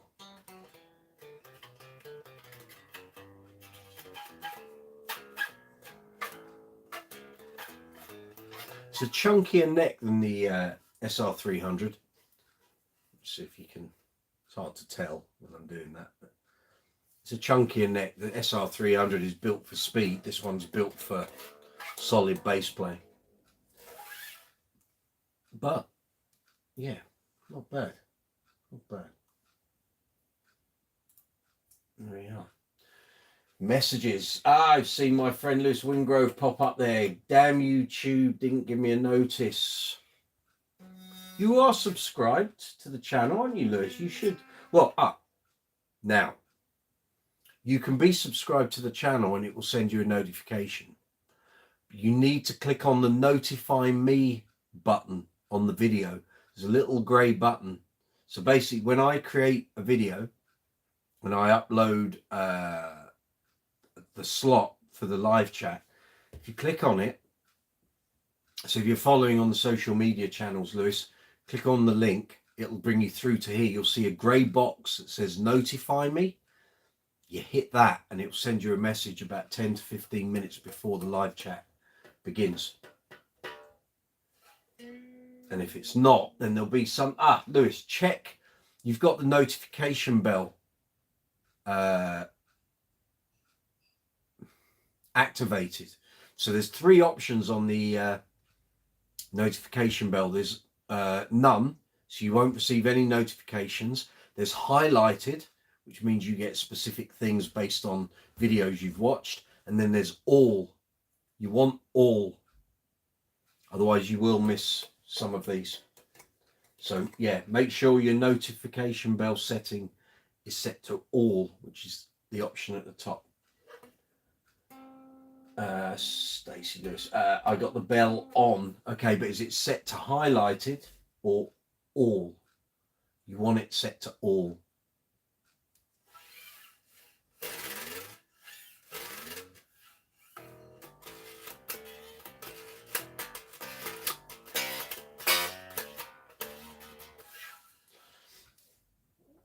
Yeah, so there we go. There we go. New purchases this week, Lewis? What have you been buying? Lewis is our resident effect pedal expert. There isn't much he doesn't know about effect pedals.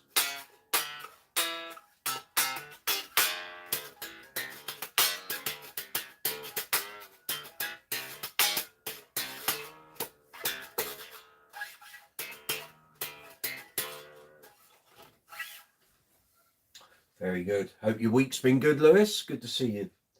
Welcome aboard. It's 9:30 here in London, in the UK. Thank you very much for attending live chat number 46. All good. So what have you all been up to? Anyone been to any gigs? Been to see anyone? I went to see Duran Duran last night at the O2 in London. Outstanding. Absolutely outstanding. I wouldn't say I had massive doubts before I booked the tickets, but I'd seen enough gigs in recent times on TV and YouTube and what have you, and I wasn't convinced by some of their performances in the past 2 years or so. But they really were fabulous last night. I was so impressed. Seen them many times before, of course, one of my favourite bands of all time. They were great. John Taylor was on it. Bass tone from the new Dingwall Rio bass was just outstanding. Clarity when he did pops and slaps, and not that he slaps very much, but pops, pluck notes, just really cut through. It was just like, I haven't heard him do that on a bass. The Peavies just didn't have that. They didn't have that tone. And that new Dingwall with the Neve preamp specifically for him. I was talking to Bernie's tech about it before the show, and he said no, we had 3 or 4 iterations come through, so it wasn't like they had an initial meeting and then the bass turned up like a year later.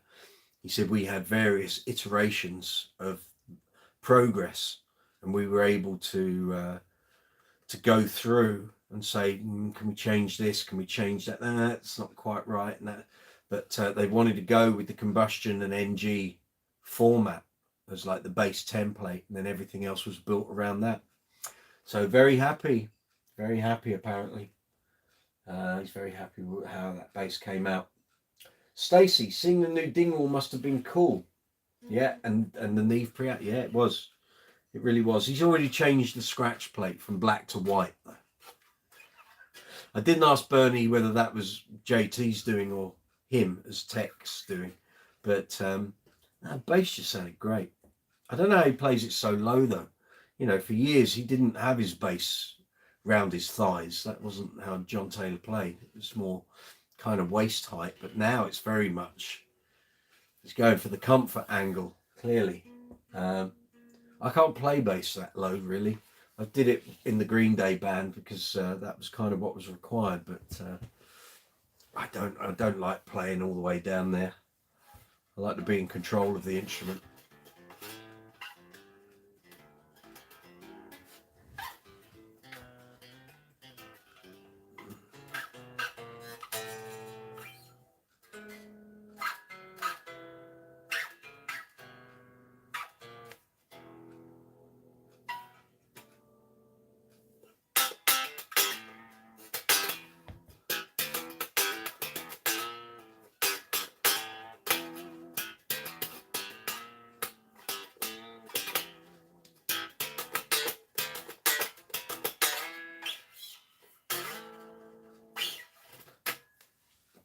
Yeah.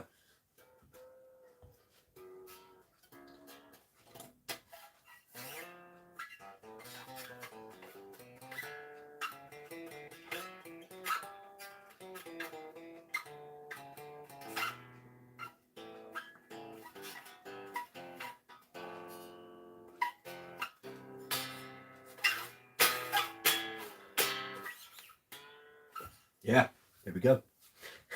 Me frimmicking.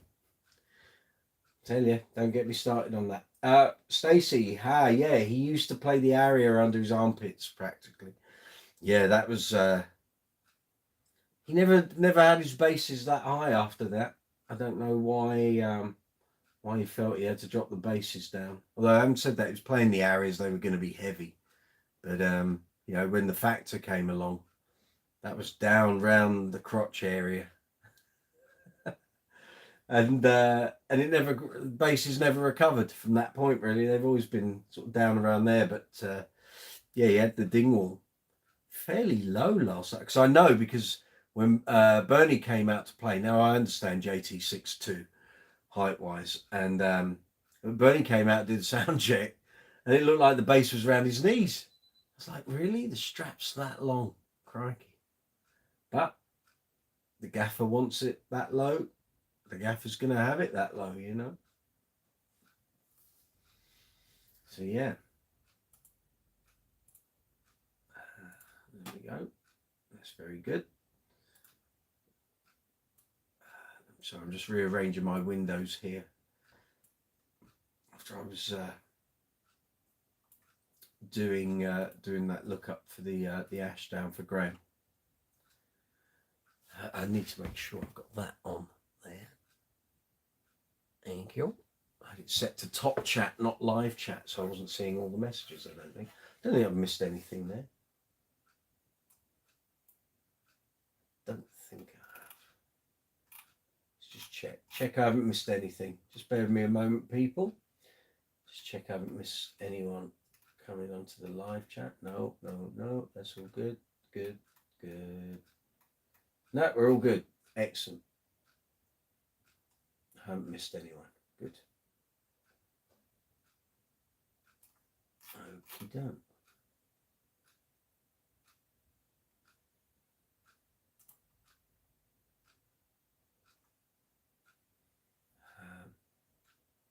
Sorry, something's just... there we go. That's what I want. Sorry, I need to be able to see exactly what's going on here. There we go. That's all good. Cool. Graham, did JT still have PV backline? No, Gallion Kruger. And I have announcement to make as well. So Bernie was having a chat with me about backline and stuff. So they're using GK at the moment. He's using a Fusion head, the black amp with the tube in it. They are seriously considering using Aguilar. That had nothing to do with me up to the point he told me. So Bernie has been an admirer of Aguilar stuff for a while. Some of his friends back in the States use Aguilar exclusively. And he had suggested to JT they might want to go down that route, and he seemed very amenable to that. So I said to Bernie, well, I can help you. If you want any help from me, you don't need it. You can just go straight to Aguilar and say, we want to use your gear. I said, but I can certainly put you in contact with the guys here in the UK who are the UK distributors, because I use their gear. I'm one of their artists. So today I spoke to my good friend Alex at Barnes and Mullins here in the UK. Had a chat with him about it, and he said, yeah, pass on my details and we'll get the ball rolling. So do not be surprised if by the time Duran hit the US, they're using Aguilar backline. So yeah, the wheels can be in operation. I don't know if Bernie has contacted them or not, but basically Alex at Barnes and Mullins will hook them up with the New York team, Aguilar, if they decide they want to go down this route. And yeah, so we'll see. He might stay with GK. If they can get the Aguilar thing through the door, then I would imagine he'll be very happy with the tone. I know I am. So Aguilar with Dingwall could be a good match. When I use my Dingwall, it's going through an Aguilar setup. So apparently they did consider some dark glass stuff, but he was saying the actual physical look of the gear matters to John Taylor in terms of having it on stage. Because I said, have you got any backline on stage? The clip I saw on the Friday, I didn't necessarily notice what it was. He said, no, we have like a rig. He said, but we don't have a huge amount on stage. But yeah, he was just saying, look, they would certainly be interested in using some Aguilar gear. So, like I say, don't be surprised. That could be the way he goes. And I would imagine he'll use some of the pedals as well. Yeah, there we are. There we are. Yeah. So I was actually thinking while he was at the gig last night, I was thinking, oh, I wonder what strings he's using. So with the Dingwalls, I would imagine he's sticking either with Dingwall's own strings or Payson's. I don't think he's using Rotor Sound, but again, today's rig rundown would have been, we would have got to the bottom of all these questions and matters, but wasn't a B, unfortunately. But I can converse with Bernie via Messenger and what have you, and I can get that info out of him soon enough. Aesthetics matter, Stacey, exactly. It does when you're in a band like that, unless you're not having any backline on stage at all. And that actually surprised me, because I thought, well, he doesn't need to have the backline on stage. He's on in ears anyway. But I think it's that old thing of security blanket. I know I've had it as well, where you just want to have some backline there in case, for what, I mean, it's not going to happen in Duran Duran's situation. You know, they're always going to have backup of some sort for the band if the ears go down. But I think he does like having a rig on stage. Just old school. It's the way it is. And I can't blame him for that. Certainly. So yes, don't be surprised if you see John Taylor of Duran Duran plugging his new Dingwall Rio bass into Aguilar gear sooner than later. I would imagine it will be too late to get that sort. Well, they could certainly get in touch with Barnes and Mullins, and the gear would be with them the next day. But I would suggest they're probably going to spend some time trying out some gear, and then they'll start using it either for festival shows or the US tour later in the year. That would be my my assumption, I think.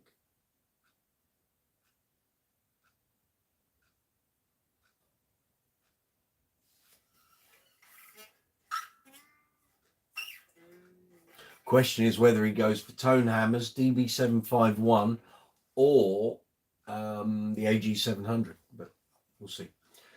Graham, it's not the size of the woofer that matters. Exactly, it's where you stick it and what you do with it. Ain't that the truth?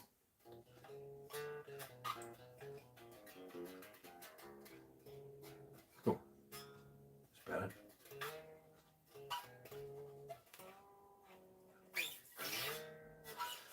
Can I add emojis? I think I can, actually.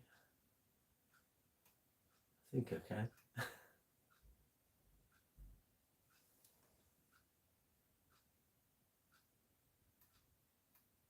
think I can. Yeah, I can.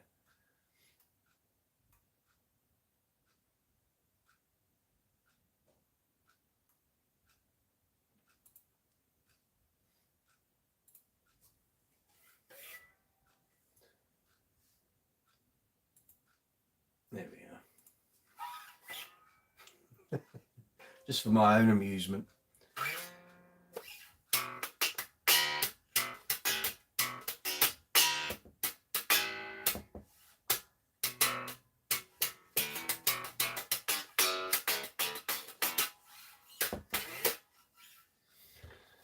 So there we are. So they'll be doing their second night. They'll be halfway through the show by now. They'll have done an hour and 5. It was very good, I have to say. So if you're going to see Duran Duran until this week or next week, have a great time. I know you will. So having seen it last night, it was great. Loads of old stuff. Actually I think it was 5 songs from the first album, which is great. So very good. Did you go to Duran Duran? That's what I just said, Mum. Yeah. If so, any good? Yes, they were absolutely fabulous. They were really, really good last night. Very good. Sound was good. Band were great. Vocals were fine. Bass playing was outstanding. He had it all down last night, which was great to see. And actually, Jake Shears, former frontman of Scissor Sisters, was the support act, and he was great. My other half had said she wanted to come along, but she didn't know he was going to be the support when I bought the ticket, so she didn't want to go. And then when she found out Jake Shears was like, oh, I want tickets. Well, but he was really good, so I can't wait to hear his new album, because the material I heard was great. If you like Scissor Sisters, you will love that album, the new album by Jake Shears. Yeah. So here we go. It's 9:45 here in London, here on Brooks's Bass Corner, live chat number 46. We're talking bass guitars, bass amplifiers, bass speakers, bass effect pedals, bass accessories, great bass players, bands with great bass players in, albums with great bass lines on. So this is the video window. Below this video window is the live chat window. If you're on the mobile app, it's directly below. If you're on the desktop version, it's that way. Put your cursor, insertion pointer into the live chat box. Type in your question or comment, hit send, pops up on my live chat window here. Then I can respond to it. At the bottom of the live chat window, you'll see an emoji icon. Feel free to hit that, give it an absolute pasting. YouTube and the YouTube algorithm loves the emoji button being pressed and used. Next to it, you'll find a dollar symbol. It's called Super Chat. That allows you to make financial contribution to the channel, running of the channel, buying the gear that you see on the reviews, the demos, the workshop videos, all of that kind of stuff. Underneath the live chat window, you'll find a description box. In there, you'll find links to merchandise for Brooks's Bass Corner. There's a UK and Europe store, a US and worldwide store. There's no promotions running at the moment. Last week we had 20% off, but there's no promotion on this week. I think the next one is a 15% off promotion. I think it runs from the 11th. I think, don't quote me on that. I need to check the dates. But there are a couple of 15% off promotions coming up on that merch. There'll be some new designs going in there very shortly. And then also in the description box, you'll find affiliate links for Amazon, UK and Europe, and a US and worldwide link. How do affiliate links work? Well, basically, if you click on the link, it takes you through to a storefront that I've created. And in there, you'll find tons of bass related products: strings, straps, leads, tuners, effect pedals, some basses, some amps, gig bags, you name it. There's all sorts in there.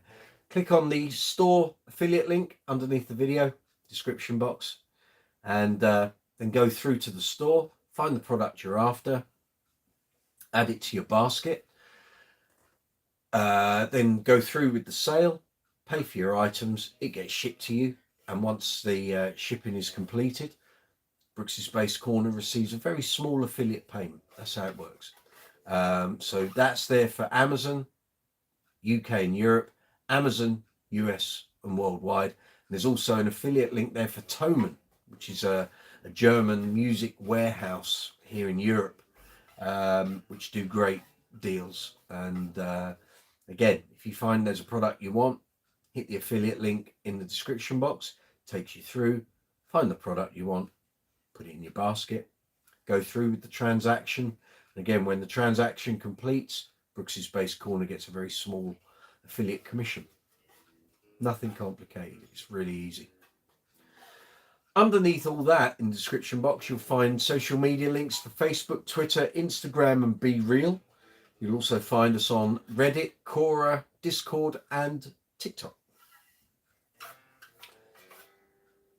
So yeah, there we go. I need to.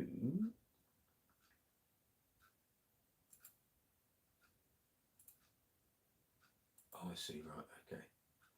I don't normally use emojis on the live chat, so. And we are going for that. Very good, Stacey. You add in those hand claps. Fabulous.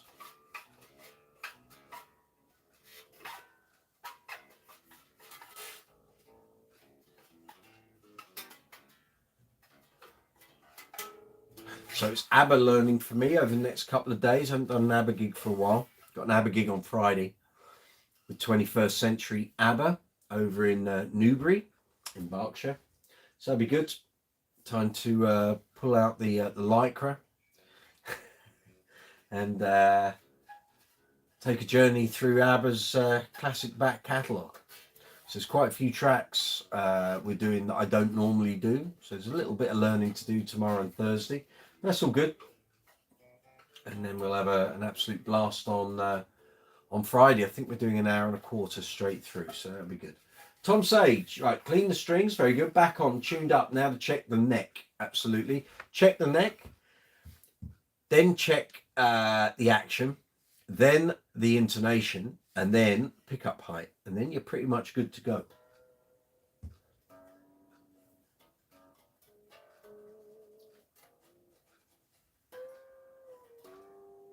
All of this is good stuff, Tom. Learning how to do all this saves you a fortune in getting setups done at guitar stores. If you know how to adjust a bass to how you like it, it's going to save you a load of time, a lot of money, and you'll be able to adjust your guitars to how you like them, not how someone at a shop likes them.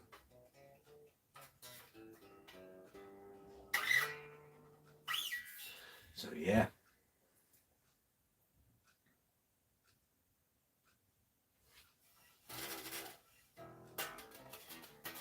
I'm quite taken with this bass. I didn't realise the strings were quite as lively as they are. Again, another winner from Ibanez. They're a bit, I wonder if they're Dunlops, you know.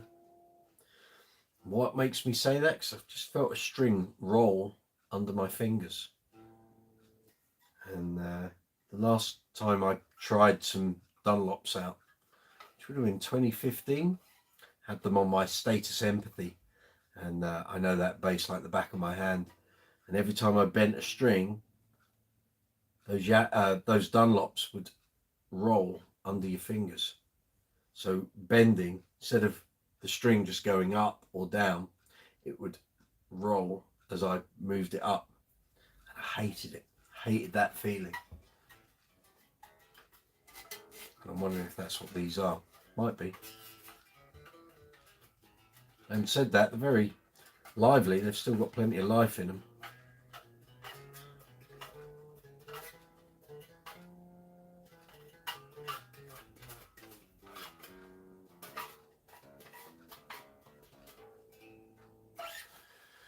Yeah.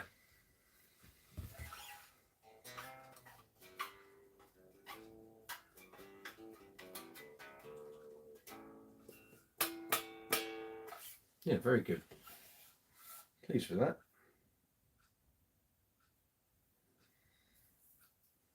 Excellent. So like I say, there'll be a workshop video, demo and review video on this bass very shortly here on the channel. So keep your eyes open if you're considering buying one of these. They're not very expensive at all. So I don't even know what they're going for now. It's got to be around about 200, maybe a little more. £200, of course. People in the States, $200 will be a lot less than what we're paying here in the UK, but it'll probably be around about the $230, $250 mark, I would guess. I would imagine.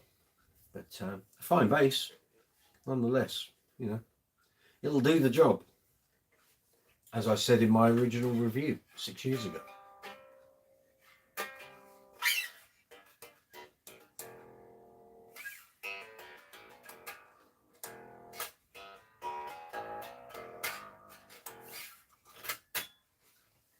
Yeah, nice. There've been quite a few of these going for sale up on eBay recently. And there's a right old mishmash of colours. So there's like a vintage white, which is kind of like a creamy white. Black, of course. I've seen sunburst ones, but not any on eBay. And then there was this mint green. I quite like the mint green, I have to say. I don't have a bass in this colour. I used to have a seafoam green tea bass, but I don't have too many kind of green bases in the collection. I've got the original tea base and the Kingfisher Blue. Rumour could be, you might say that's got a fair amount of green. The teal Stingray, but yeah, green doesn't tend to be a regular colour for me in my collection. So yeah. So how are we all doing out there, guys? It's we've done almost 2 hours. I don't think tonight will be a long night. I think we're actually lacking quite a lot of regulars, actually. Maybe people have been lost in battle over the bank holiday weekend, recovering from a weekend of drunkenness, perhaps. Can't believe we're in May already. It's crazy. It's like the year's just gone straight past.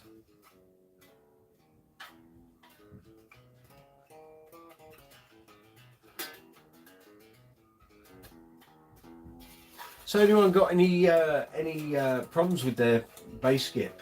Anything not working?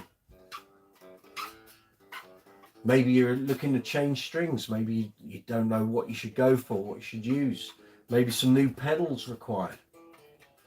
Maybe looking to set up a new pedal board. I've got to do my Uncle Funk board very, very soon because we're going to be out shortly. So those new Source Audio pedals, which I'm looking at right there, they'll be getting tested and filmed, and I'll be adding them to the board as required. The secret, though, is not to add too many new things all at once, or you end up with a board on the first time of use and go, oh, I can't find my regular sounds. So it might well be that I do them one at a time, but there's going to be some changes on the board, that's for sure. And then from that, I'll also put together a new smaller board, which is what I use for sort of general covers stuff and what have you. But the pedal train board, the big beast, yeah, that needs overhauling before we get out on festivals. So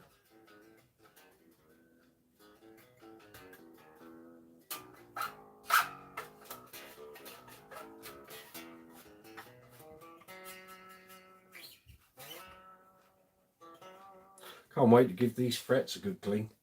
There's some right old muck. Good polish. I'm going to get it. I'm going to get it. Next time you see this on the videos, and it's come through the workshop video, it'll be gleaming.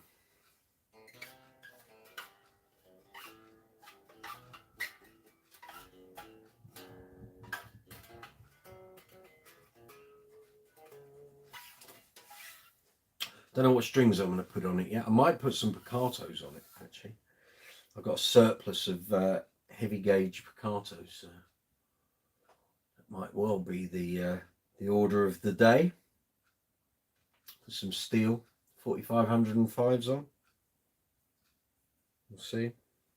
God, the bridge needs a right old clean. It all needs a good clean, put it that way. So this and the set that's already open in the garage is going to get thorough use. Although actually I was thinking I might end up using Music Nomad stuff on this next video.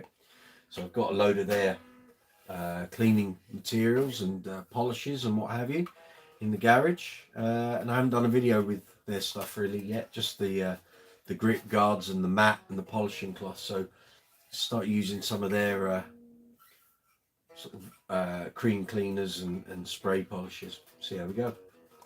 No mug for you yet, Mum. No, I told you, and we had this discussion last week, didn't we? I'm going to bring my laptop down when I next visit you, and I can take everyone's order for what you all want to make sure I get the right size, the right colour, and that we're talking about the same thing. Otherwise, I could end up ordering a load of stuff, and it's not what you wanted. So, patience. It will come your way eventually, Mum.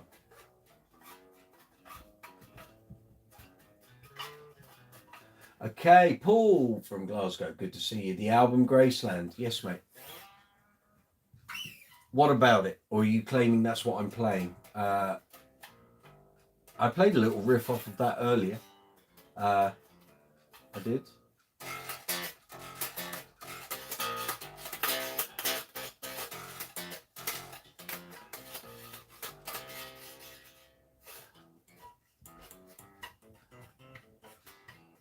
there's another little line that the bass player plays along with that. I don't know.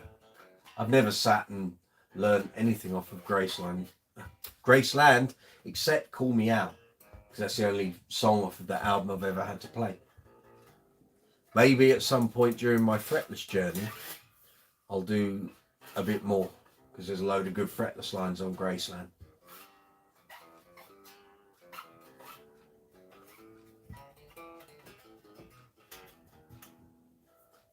That's good, this bass. Very comfortable to play. I picked it up last week, but I haven't even got it out of the gig bag, so it's so busy since Thursday. First chance I've had, really. So, yeah.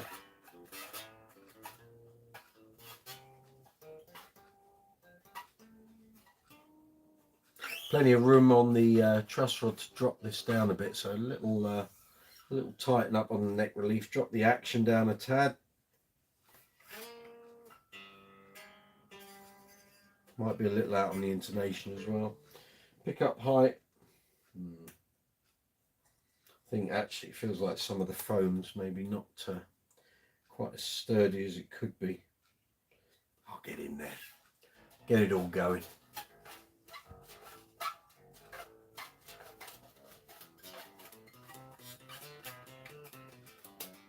Paul, now's a good time to put up any questions you've got. Save you having to type it all out on video comments.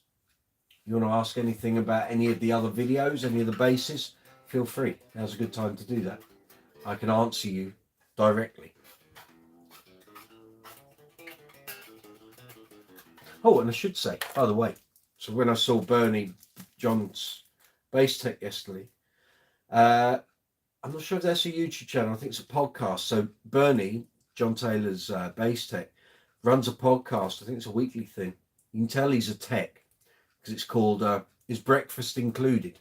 Which is basically the tagline for any musician or working, anyone that works in music who stays in a hotel. Your first question is, what time do we have to leave by? And is breakfast included? So check out Bernie's podcast.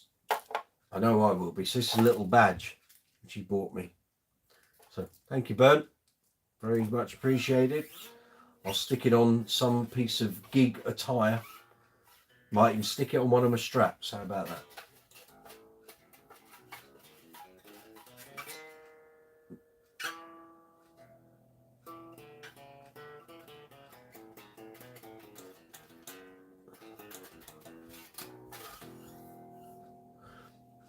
Good resonance, this, I tell you. There's nothing remarkable about it. It's I can't remember what the body is. Hold on, let's have a look. Let's have a little look, shall we? Body is made in Indonesia. Body is mahogany, that's why it's resonating. Maple neck, rosewood fingerboard, 20 frets. There's 20 frets, so it's mahogany body, that's why it's resonating. Getting some good mid-range punch.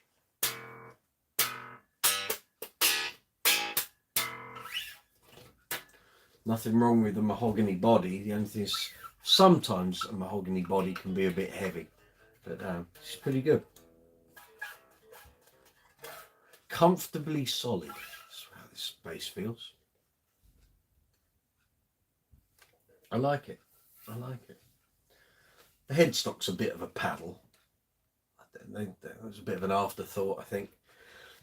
I think this might have been an old bass design of Ibanez's, and that's why it got kind of resurrected. It was a bit old school. That was the idea. It's very good. Not too bad. Well, the live chat is a little quiet this week, I have to say. It's not the cauldron of activity that it has recently been. So I'm presuming people are busy, which is cool. So I will carry on talking, and if it doesn't get particularly busy, then maybe we'll have an early night for a change. But we'll see. We might suddenly get a flurry of regulars suddenly appear. There is football on as well. So Arsenal play in Chelsea. So for those of a football-loving persuasion, let's have a quick look, see what the score is. Arsenal beat Chelsea to move top. Okay. 3-1. Arsenal beat Chelsea 3-1. Okay. Real Madrid 0-0 with Real Sociedad. Barcelona have won. Okay. And in world news, a man has been arrested outside Buckingham Palace. How's about that? Not the place to be causing trouble with a coronation about to happen. You don't think security's going to be fairly tight? Clearly the man was a fool. Paul, here we go. If I had to add a bass player that opened my ears to what was on the amazing album Graceland, got me completely hooked on Begitti. So I get loads of people go, he's called Begithi. No, he isn't. I've met him, right? So the K is pronounced as a G, so it's Begitti. The H is silent, so it's almost like it's Baggeety. Begitti Kumalo, okay? Who was the bassist on that album. Absolutely. Actually, Begitti, when they did the album after that, which I can't remember the name of, came out in like 88, 89, big seller. He was using alembics, I think series 2s. And I remember seeing some footage on TV of him using the series 2 alembic. And my godfathers, the tone on that thing. Wow. I remember. It was just, I'd already had my ears open to the alembic stuff with Mark King, Stanley Clarke, Entwistle. But then to hear Begitti doing his fretless thing, and I think it was a fretted. I don't think it was fretless. Or maybe it was. The brain doesn't keep up. This was like 33 years ago. But I remember seeing it going, oh, he's got an alembic. And then he played it. And it was like, oh, yeah. Now we're talking. We're waiting for a pedal report from Lewis. Yes, Lewis, come on. Latest pedal news, courtesy of Lewis Wingrove, California. Paul, all of them from the African side, all played amazing music and put them in a room and magic was made. I couldn't agree more. That album, Graceland shows you. And actually it was 2 different sets of musicians. That whole album came off 2 sessions with 2 quite different bands. If you watch the classic albums video, DVD, but that episode for Call Me Al, there was like an initial recording session with one bunch and then another recording session with another bunch. So there's actually 2 or 3 different bass players across the whole album. It's not just Begitti on everything.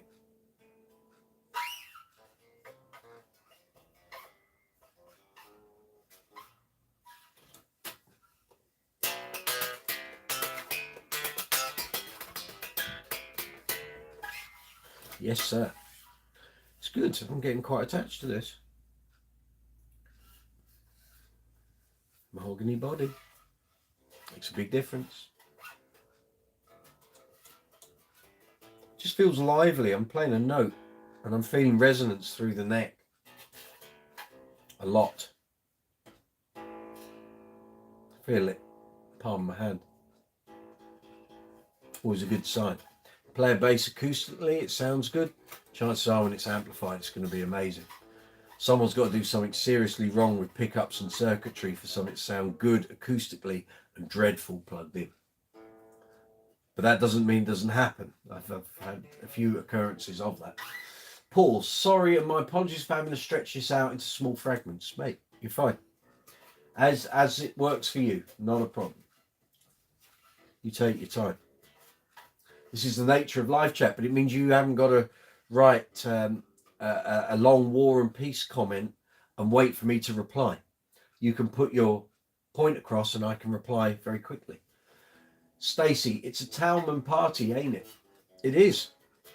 I'm very impressed with this. I've forgotten how good this is.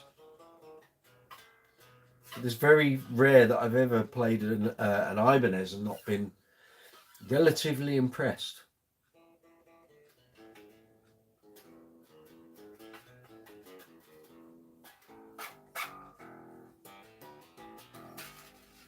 You know, there's nothing, there's no glitz or glamour about this. There's no gizmos. It just is what it is. But it sounds great. It feels great.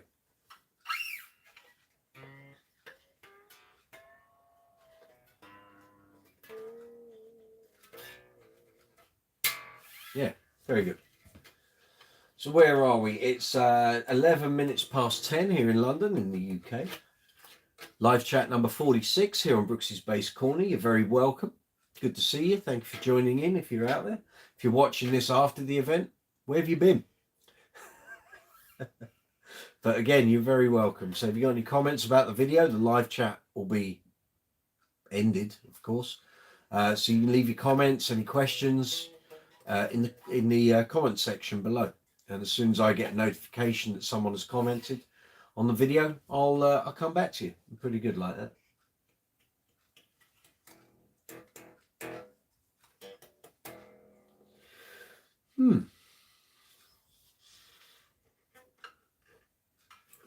That's not strung through body, no.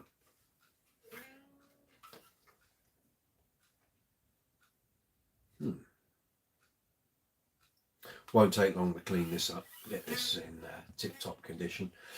Stacey, it's a lot of bass for the money. Yes, it sits well in the hands. It really does. I quite like this neck. Like I say, the SR300, SB300, SR300, SR300 EB, has a much slimmer neck than this. That one's built for speed. This one's built for digging in. This is the Groove Master. Paul, my apologies for having to stretch this one question out over fragments. Mate, you're fine. Don't worry. If Paul Simon had listened to everyone and didn't record at Sun City, he would have never have created such an amazing album. Product of its times, you know. How would that album have sounded had he done it 3 or 4 years later after Mandela had come out and apartheid had, I'd like to say, been defeated, but I'm never quite sure that racism will ever leave South Africa. But you know, things are better than they were in '86. But that album might never have occurred if he'd waited longer. Who knows? Sloppy when wet looks ace. It is. It's described as mint green. I'd call it seafoam green, but you know what companies are like with their colour names. Yeah, so mint green gloss, red tortoiseshell scratch plate, rosewood fingerboard, mahogany body.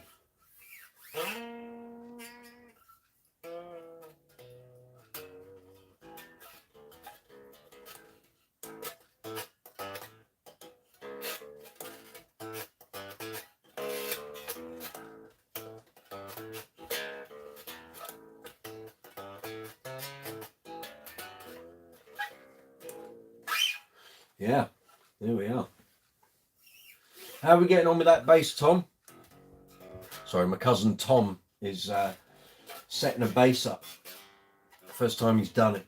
Cleaning it, setting it up, restringing. EAZL, good to see you. Thank you for the comment on the video or the community tab post. I can't remember. I think it was a community tab post, wasn't it?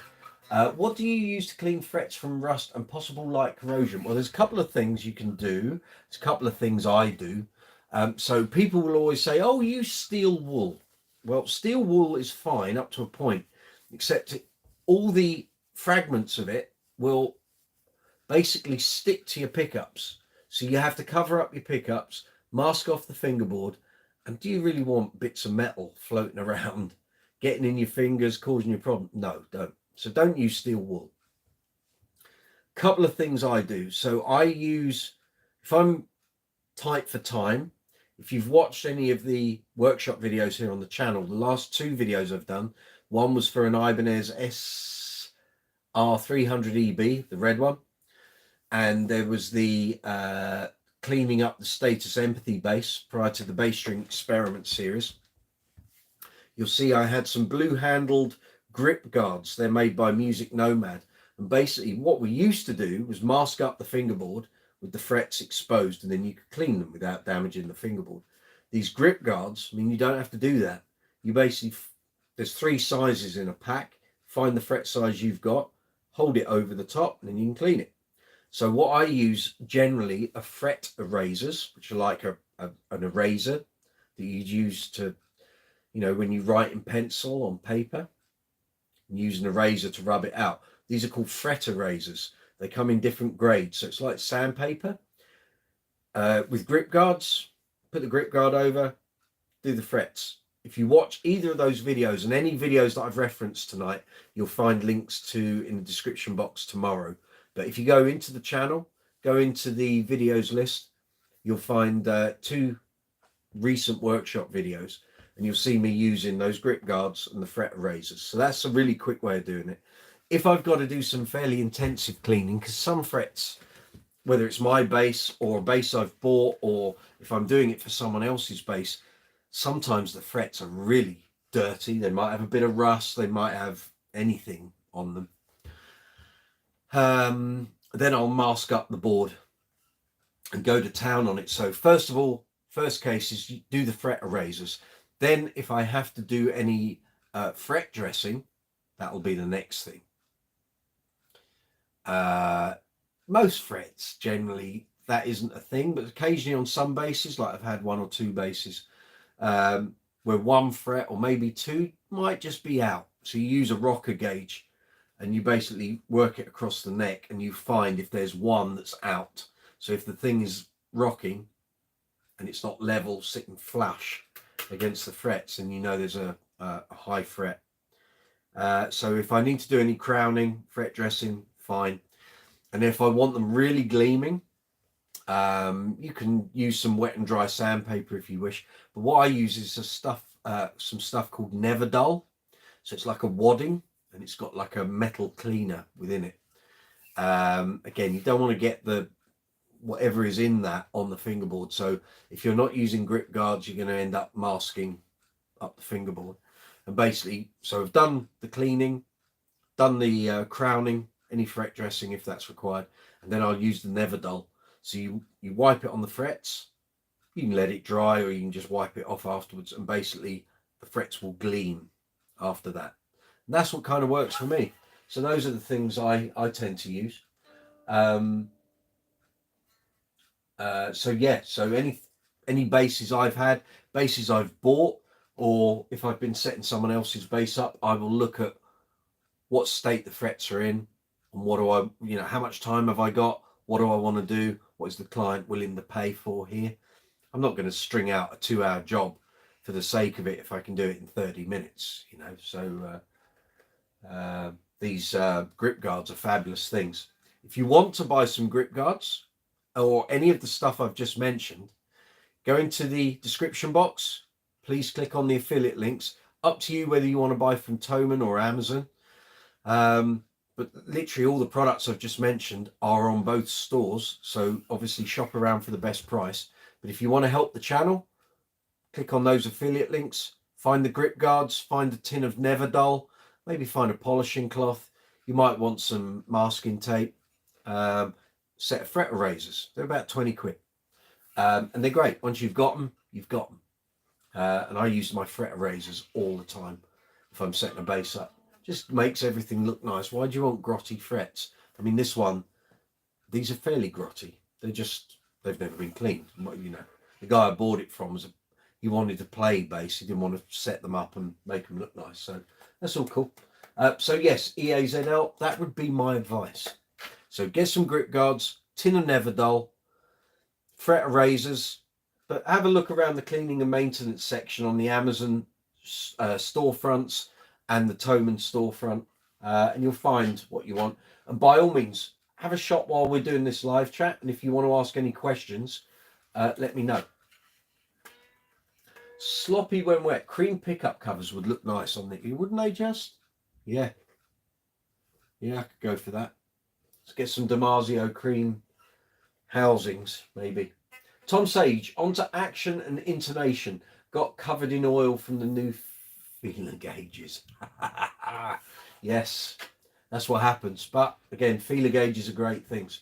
Gives you a basis to work from. As time goes by, you'll know what feels right and what doesn't, or what looks right when you're setting up. So I presume you had a capo and you work things out. Again, you'll get used to it over time. As you do more setups and playing, you'll realise when your neck has moved a little. Paul, you just answered my question about using fret rubbers, but hey, we've got a few more hours to go. We might have. The conversation is picking up.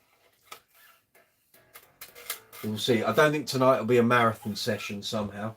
I just don't get the feeling it's quite as rampant as most weeks, but that's fine.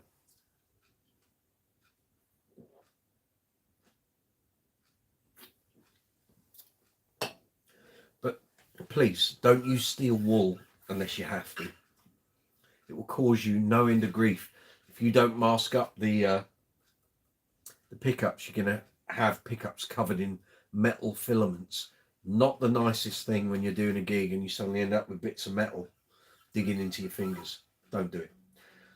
EAZL just bought fretter razors via your link. Thank you. Thank you. Thank you for doing that. I really appreciate it. Bless you.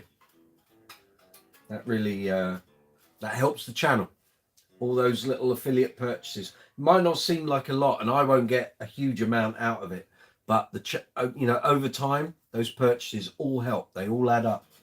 So thank you. If you want Never Dull, so it's spelled NEVR-dull. That's on Amazon. I don't think that's on Thomann. But you should be able to buy a tin of Never Dull on the Amazon link. It's great. I bought it for brass hardware that I've got on my area, my alembics and what have you. First time I used it, I nearly fell over. I couldn't believe what a great product it was. And I was doing the brass hardware on the alembic and the area. The area probably had never had its hardware cleaned, to be honest. And the nut was really dull. The bridge was manky. And suddenly it looked like a brand new bridge and a brand new nut. The alembic, I did it on the 20th anniversary logo bit at the top.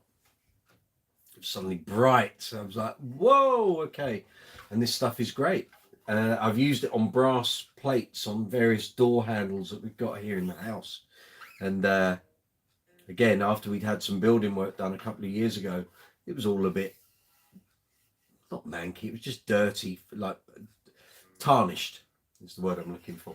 And I used the Never Dull, and suddenly all the brass plates came up, the gold fittings. Wow, okay, that looks really good. What liquid do you use to clean the fretboard itself? Depends on the fretboard. So you tell me what fretboard material you've got and I'll tell you. Or I'll give you some advice, and then it's up to you whether you follow it. So tell me what your fingerboard is. Is it gloss maple? Is it a satin maple? Is it a natural maple? Is it rosewood, ebony, wengi, palfero? You tell me. Rosewood, okay. Number of options you can go down here. Depends what you want to do. There's a load of different products I have used in the past. Most of them have done exactly what I wanted them to do. So first thing would be Dr. Duck's Axe Wax, which you can use as a polish and a lubricant on the whole base. You can use it as a string cleaner as well. It's got no nasty stuff in it. Don't think it's silicone based, but it's like a liquid wax, but it's great for rosewood and ebony. Then the other option is a bottle of boiled linseed oil, which really brings the color back into a rosewood fingerboard. But you have to be careful. Once you've used it, if you've put it on a rag or a piece of kitchen towel or whatever, rinse that rag or kitchen towel before you throw it in the bin. Some people in temperate climates do use boiled linseed oil, throw it in a bin, and if it's then in direct sunlight or in a very hot place, it can combust. Not that I've ever seen that happen, but but I've heard stories. So if you're going to use boiled linseed oil, it won't, wear gloves when you're doing all this maintenance stuff anyway to protect your fingers. But you only need literally a couple of drops. Wipe it in, wipe the fingerboard down. Again, there are videos here on the channel telling you how to do all this. I can put up some links if you want me to during the live chat. And so boiled linseed oil is another option. Then you've got the cleaners and polishes in here. They're all good. This is the Dunlop set. There's fingerboard deep conditioners, cleaner and prep spray. And then you've got all the other products for the body. And then you've also got the Music Nomad F1 oil, which is great for fingerboards. I'm trying to think, what else is there? Dunlop. There's Ernie Ball fret conditioners, wipes. I use those quite often on rosewood boards. The joy of those, you can buy them as a tub. So it's like having a box of tissues, and they just come out, and as you pull one out, it kind of starts pulling out the next one. You don't want them drying out. So I tend to buy the Ernie Ball fretboard fingerboard conditioner wipes in sealed foil packs. And they're great. So if I go abroad, like when I used to do my trips to Israel, I'd take 3 or 4 of them with me in their little sachet packs and just use them as I needed them. And they're great. And that kind of looks after the fingerboard. And out in Israel when it's hot, a couple of gigs and your fingerboard's looking a right mess. So good for cleaning, good for conditioning the rosewood. So they're all good. So you've got a bunch of products there. Basically anything that's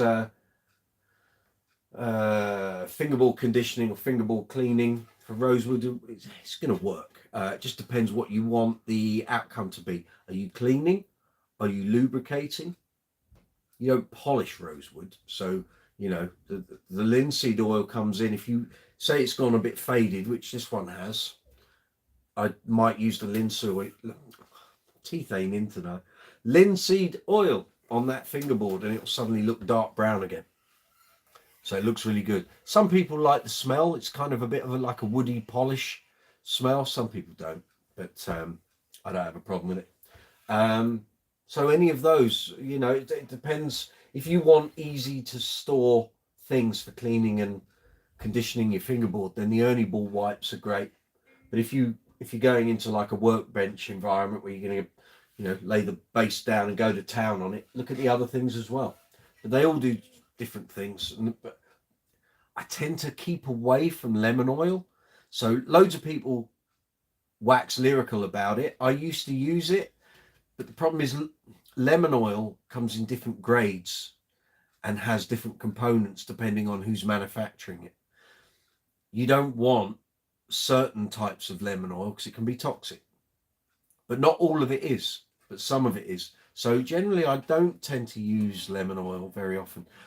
You might see the odd video that I do using Dunlop lemon oil, and that's fine. That stuff's fairly safe, but I tend not to use it. I have seen some lemon oil products really almost like dehydrate a rosewood fingerboard and make it look all white. Like it starts looking a bit like anemic. It's not a good look, is it? So no, I tend to use other things. That works for me. Paul, well, you saw the transformation on my before and after with regards to your pre-owned Matsumoku SB1000. Yep. As I said, I really had to show the difference from before and after. Yes, you did. But that's it. It's like, on these older bases, 40 years plus, hardware is going to show up these things, as will wood. You start getting fingerboards that split, and you start getting banana necks, and the truss rod hasn't been adjusted in a long time. The reason a truss rod's in the board and in the neck is for you to adjust it. So as the neck moves over time, you make the adjustments. Some people are so scared that they don't, and then they suddenly end up with a whole load of problems further down the line. Spend some time once a year, twice a year, adjusting your base, getting used to it. How does it work? It is not rocket science. Some people would lead you to believe it is. It isn't.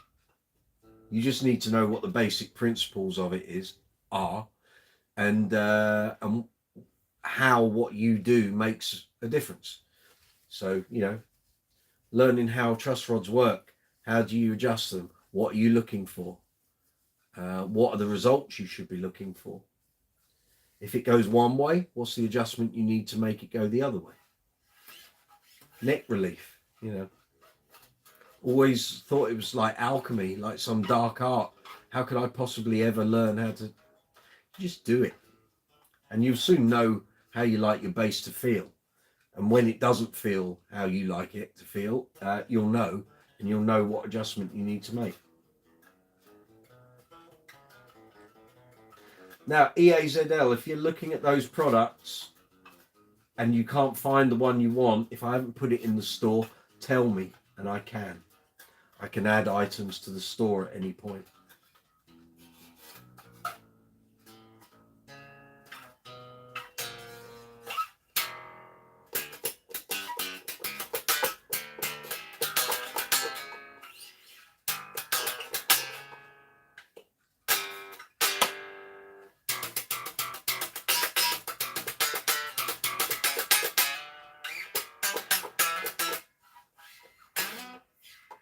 Yeah, pleasure. That's what I'm here for. Ask away.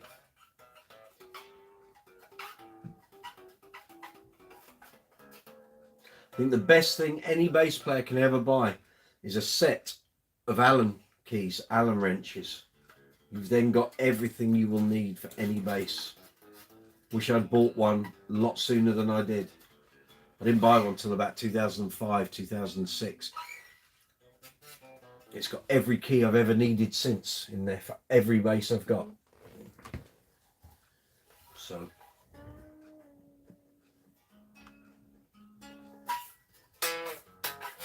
Oh.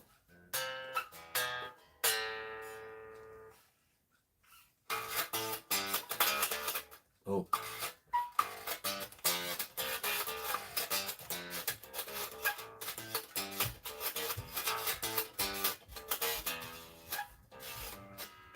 Oh.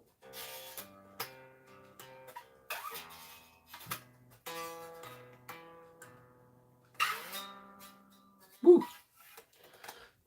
Just gone 10:30 here in London, in the UK. Welcome to live chat number 46. Hope you're well. Hope life is treating you good. Hope your bass playing's treating you good as well. Tom Sage on to pickups, and I think I'm done. Well done, mate. Very impressed. But then you had a good teacher, you see. This is the joy of me doing these videos. It's like once I've done it and it's out there, you guys can pick on the bits, learn the bits as I do it. No problem at all. Share the knowledge, man. But again, it's like you could have taken that to a shop, Tom, and paid 60 quid for the privilege. Instead, you've spent a bit of money buying the products and stuff, but you've learned how to do it yourself. You won't be scared of doing it again in the future. And again, only you know how you want your bass to feel and play. Why would you give it to someone who doesn't? Unless there's something structurally wrong, or the pickups or the electronics are wrong.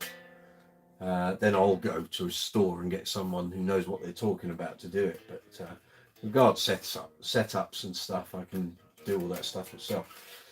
Absolutely, it's much like learning how to set up suspension on a bike. It is. It's no different.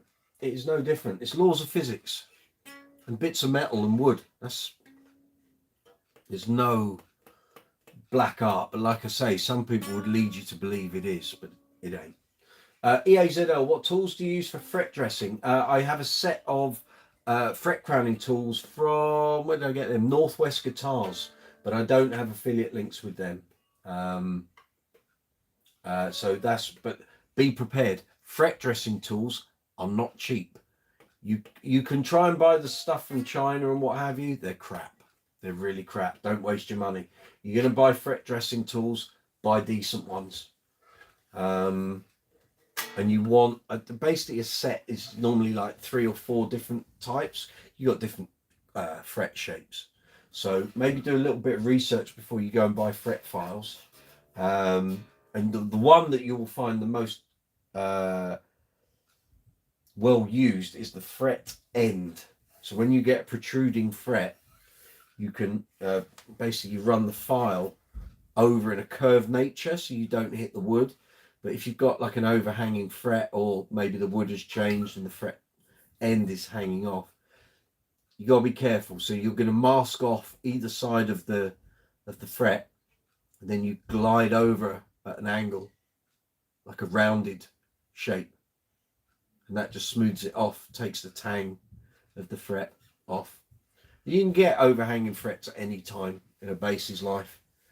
It's not. Sometimes it more often than not happens at the start. So if you've had a custom bass made, frets have gone in, maker's dressed it, done it all. Within 6 months, you might find you've got a couple of overhanging frets where the wood is just naturally moving. It's not shrinking, although some like with ebony, you can get some shrinkage. And then you've just got to either take it back to the guy that made it, or you can do it yourself. It's up to you.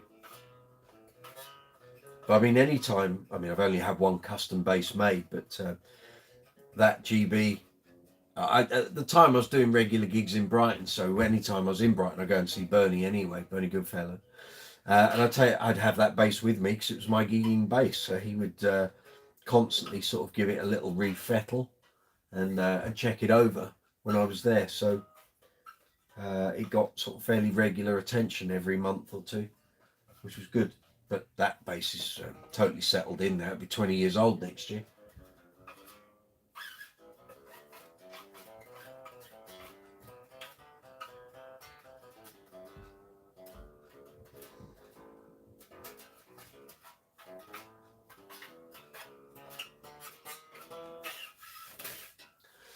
Tom Sage, plastic Allen key would be better for the pickups.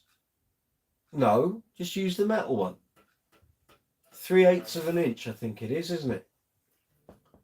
But again, that's only a guide. You might want it more, you might want it less. The thing with pickups, Tom, you have your pickup too close to the string, it's going to distort and go out of phase. You have them too far away, you're not going to get enough volume or punch. You've got to find the happy medium.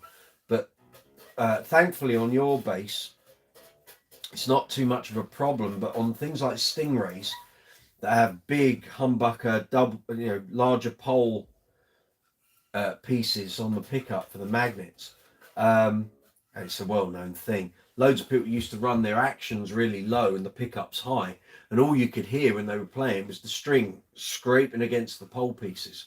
You don't want that. You want sort of a fairly clear tone. You can have a low action and a clear tone. You just got to work at it. And my advice on any action adjustments is just do it a little at a time. You will find what you're looking for a lot quicker than if you do big movements. So, when you're adjusting a string saddle, do a quarter to a half turn of each screw at a time, and you'll work it out from there. So when people get Allen keys in, they're like turn, and they're getting nowhere. They're just going way past the point of correction. It's just you're being daft. Suddenly the string action's up here, and you've gone way too far. Patience is what it is required. Was 1/8, but the metal gets caught on the magnet of the pickup. Just made me laugh, was all. Okay, well, in that situation, you want to be, if you've set your action how you want it, then you're dropping the pickup down to give you that clearance. You don't want the pickups too close, because if you start to get sort of heavy-handed on your string, it's going to be banging against the pole pieces on the pickup. You don't want that. That's just a din. You're not going to get a nice bass tone that way.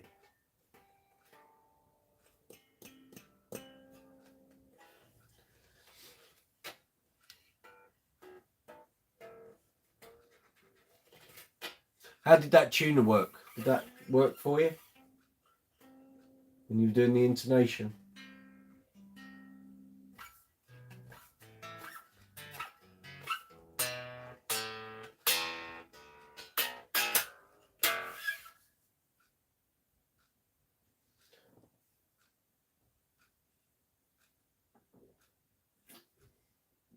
Cheers, everyone. Good evening to you.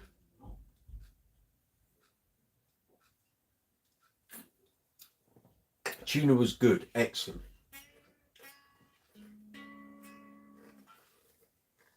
Did doing the intonation make sense? I tried to keep it as obvious and simple as I could in that video.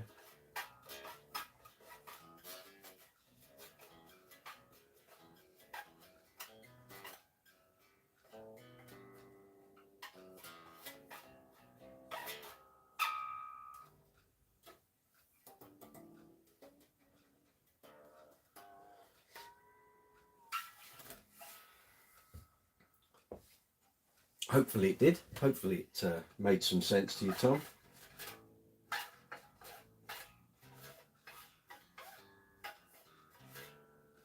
Nothing worse than you're on a gig and the intonation's out.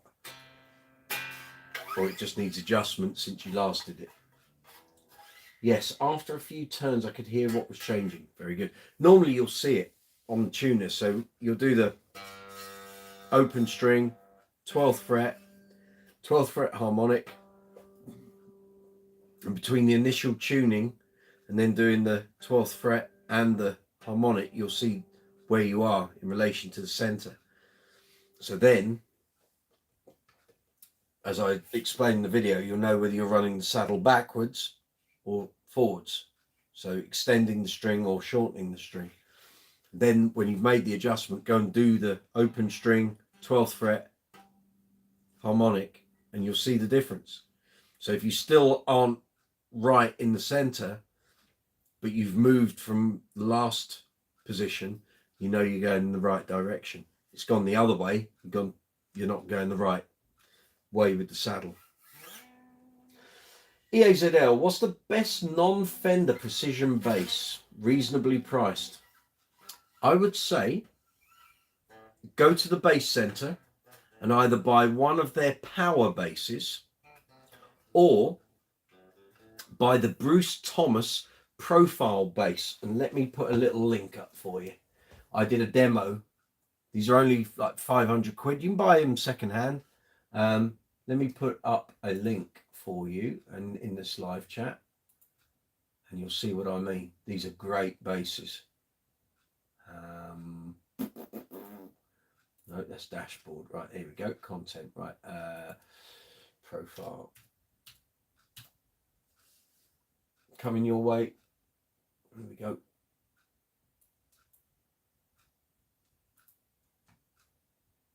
Here we go. Check this out. See what you think of this.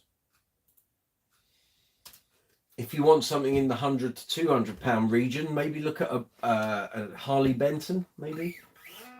But their precision models can be a little hit and miss. Whereas if it was a Marquis, I'd say I would have no worries about recommending. Alternatively, you could look at something in the Ibanez Yamaha region, maybe secondhand. I don't know if you're looking for new or secondhand EAZL. Give me an idea what your budget is. I can probably help a bit better then. But the stuff at the base center is outstanding value for money.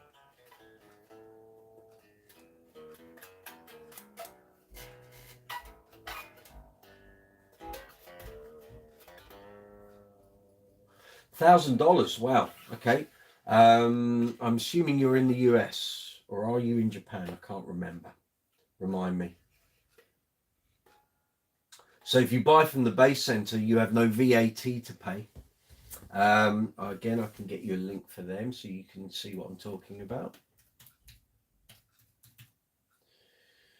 Bear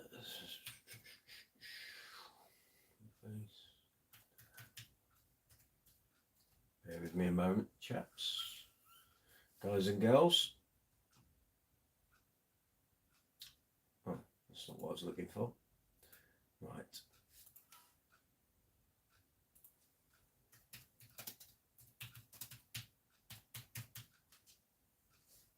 Okay, here we go.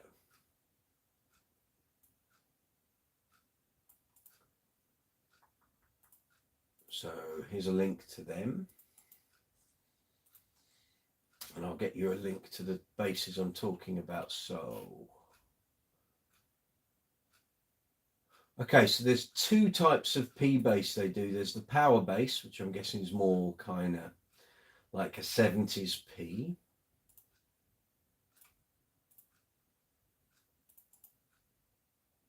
There's this.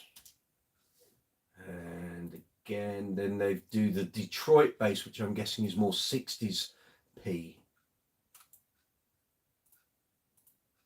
And if you buy from the base center, tell them I sent you.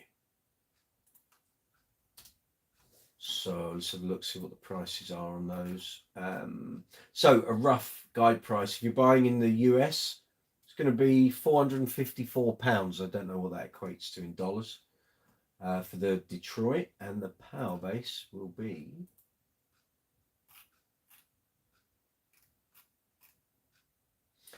£412.50, depending on colour and finish. So there's like, they do a Windermere blue, a China white, which was like the Jive base you saw earlier, rainbow gold, jet black, Windsor tan, natural finish with blocks. Then there's a Berkshire green, fresh cream, another jet black, Islington blue, which is like a Daphne blue, Windsor tan and blocks. Then there's black and gold, Guards red, white and gold, solar flare, green and gold. These are, the gold part is a gold anodized pick guard. It's all good. So have a look at those, see what you think. The Bruce Thomas I need to send you a link for, which is the profile. Give me a moment. There we go.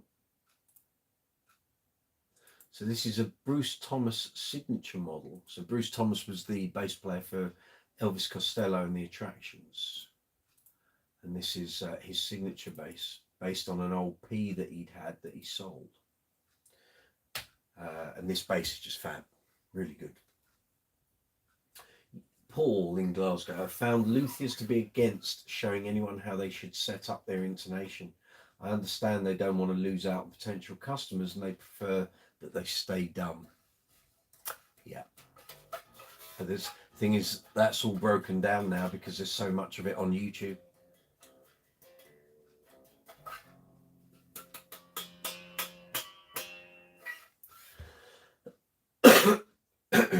Excuse me.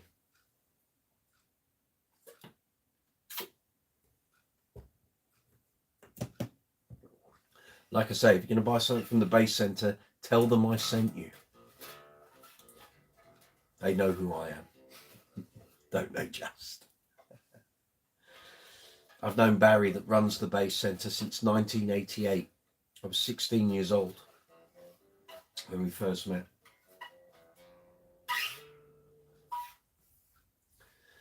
So yeah. But if you buy a bass from the base center, it's going to be really well set up the moment it leaves their door. So you just get a really great bass, really well set up for a really pocket-friendly price.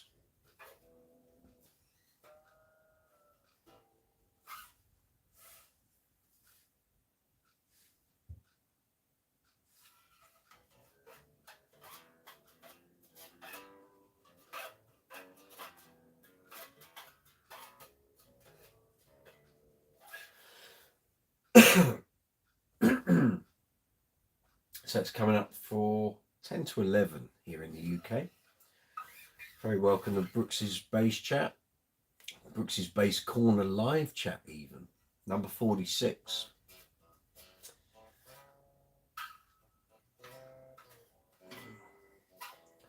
So if you're new to the live chat thing, this is the video window. If you're on the mobile app, directly below is the live chat window. If you're on the desktop version, the live chat window is that way. At the bottom of the live chat window, you see an emoji icon. Feel free to give that an absolute pummeling. YouTube algorithm loves to see the emoji icon getting used. And next to it, you see a love, I was going to say love heart with a dollar symbol in there. Super thanks. In the live chat window, you'll see a dollar symbol, and that's called Super Chat. That allows you to make a donation to the channel, the ongoing running of the channel. If you're enjoying what we're talking about on the live chat, or enjoy any of the videos here on the channel, if you hit that Super Chat button, it allows you to make a contribution, which is very much appreciated at all times. I guarantee it.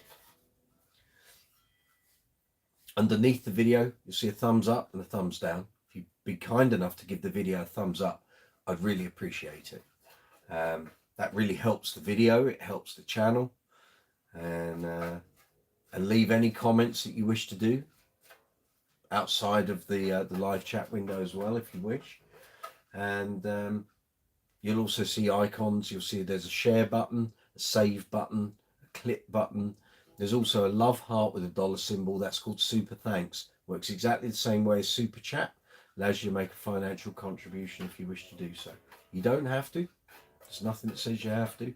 But if you enjoy what we do here on Brooks's Space Corner, a Super Chat payment or a Super Thanks payment really helps to lubricate the wheels of the algorithm. So thank you.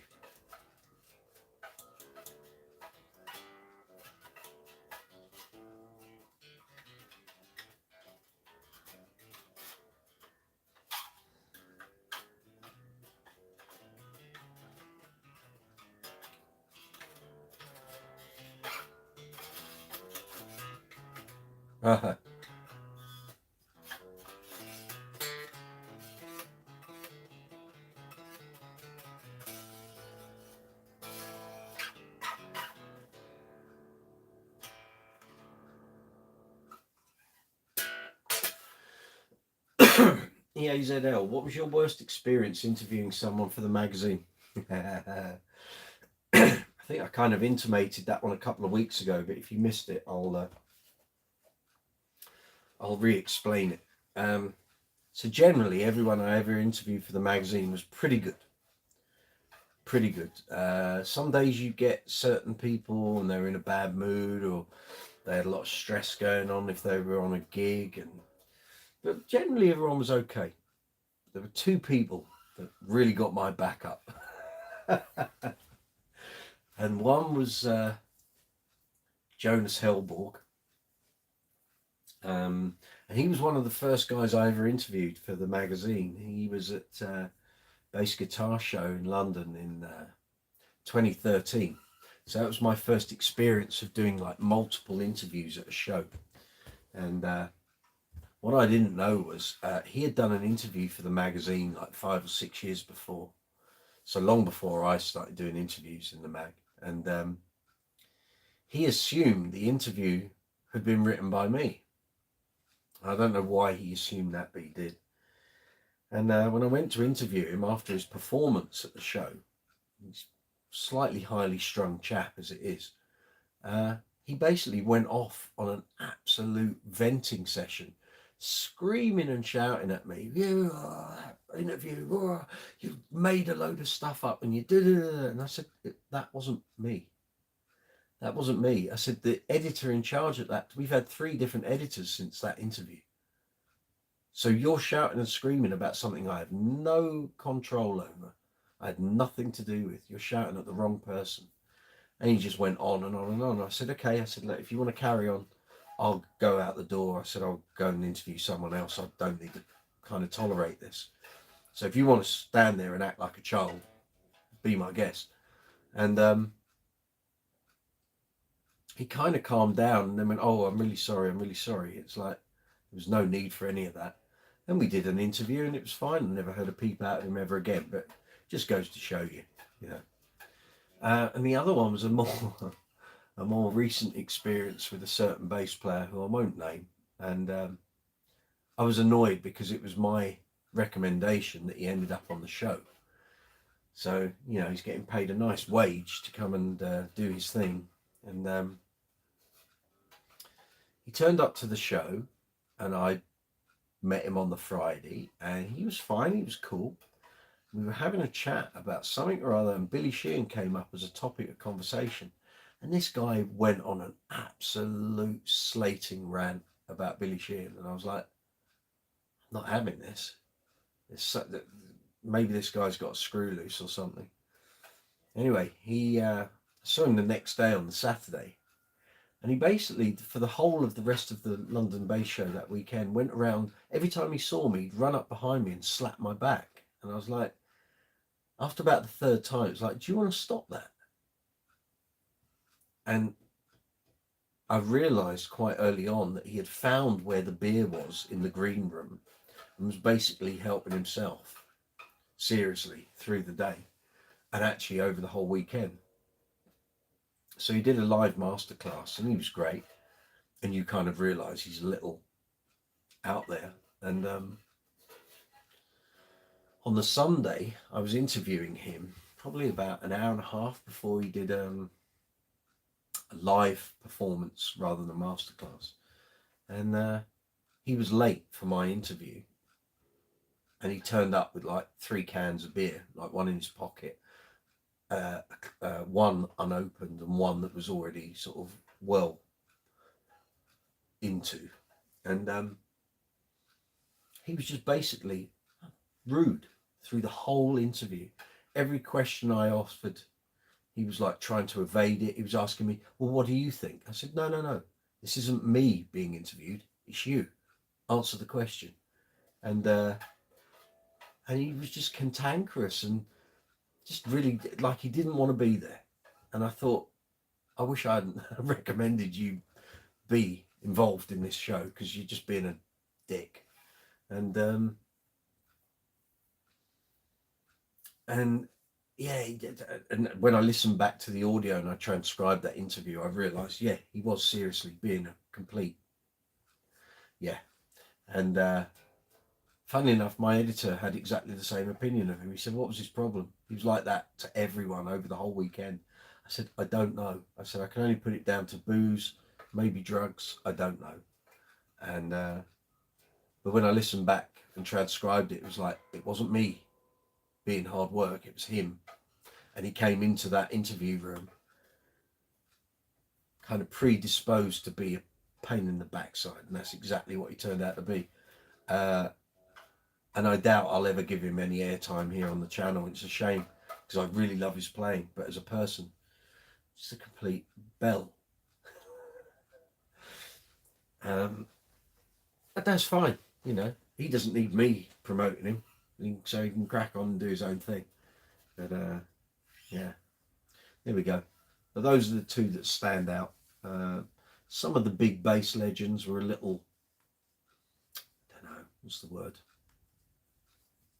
Not standoffish. They've done a million interviews. What's new? What am I going to say that's any different to anything I've ever said before? But again, once you get them on side and talk to them nicely and kind of stroke their ego a bit, they're kind of okay. Kind of okay. And if they get the idea that you've done your research, you know their career, you know what they've done and what they've achieved, then they're kind of a bit more helpful. So that's all kind of good. Lewis Wingrove. Sorry, I got a phone call. That's all right, Lewis. It's all right, mate. I'm currently working on my board, debating whether it's going to be a Source Audio EQ2. Yes, I've had my eye on one of those. Or the Boss SY2000 Scent pedal. I have no experience of the Boss. I've tried the Source Audio at a couple of stores. I'm very impressed. But it's a lot of money for an EQ pedal. Nearly £300 here in the UK. New. And they don't tend to come up secondhand very often. So we'll see what happens on that front over time. Yeah.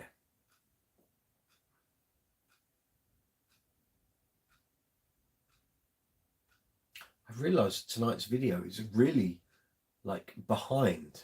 I don't know at what point that happened. It's like it's really behind where I am now. So it's got to be a good couple of minutes. How bizarre. So we're literally coming up to 11 o'clock here in the UK. We've been going nearly 3 hours. We won't be doing a marathon tonight. We'll leave that for another week. Don't know, I've got the energy reserves for a 1 a.m. finish. We will see. So, cousin Tom, how's that bass playing?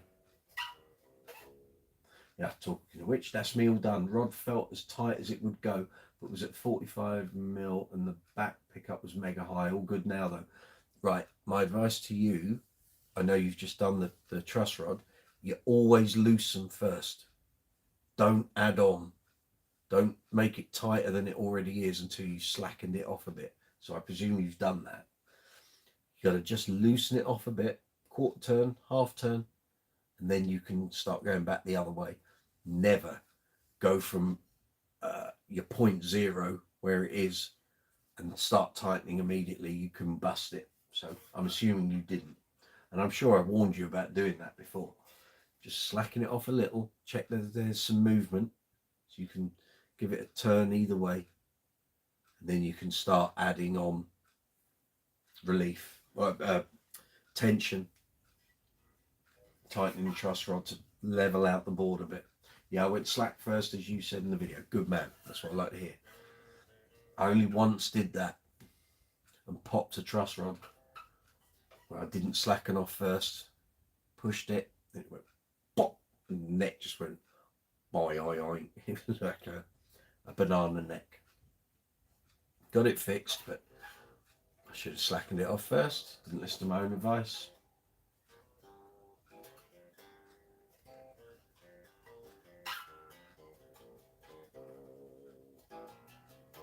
Loose Wingrove, the DBX EQ is 350 quid and only worth 100 after purchasing. The world of pedals, my friend. A lot of pedals don't retain any value, or you know, not extreme value that they sell for when they're brand new.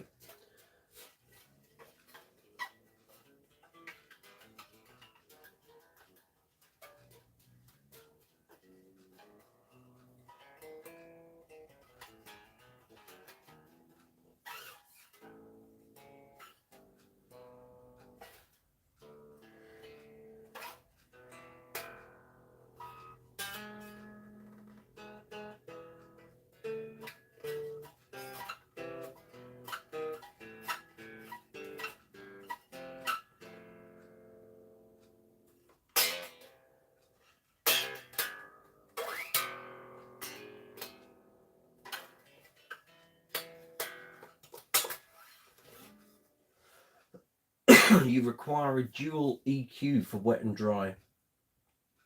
We've had this discussion before. You can go to the doctors for a cream for that. Tom, I'll get a few hours under my belt and then start playing with strings, working through Dookie and some Foo Fighters. Good man. Good man. Lewis Wingrove, the DBX is a rack mount. Oh, okay. There you go. You're going down the rack route now, Lewis.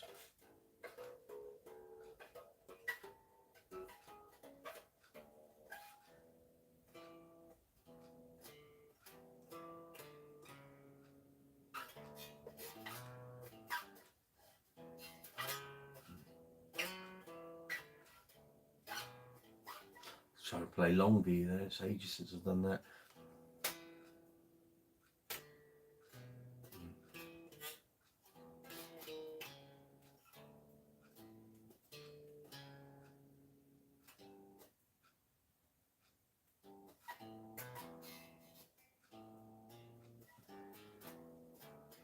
God, it's been a while.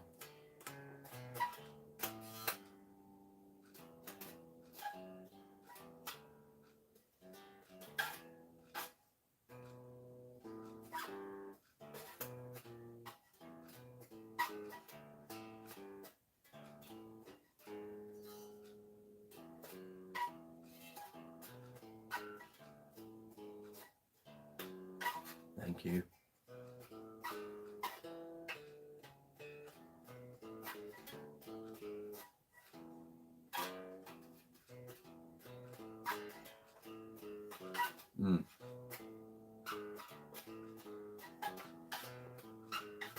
Oh, yeah, been a while. That used to make me a lot of money doing a Green Day tribute.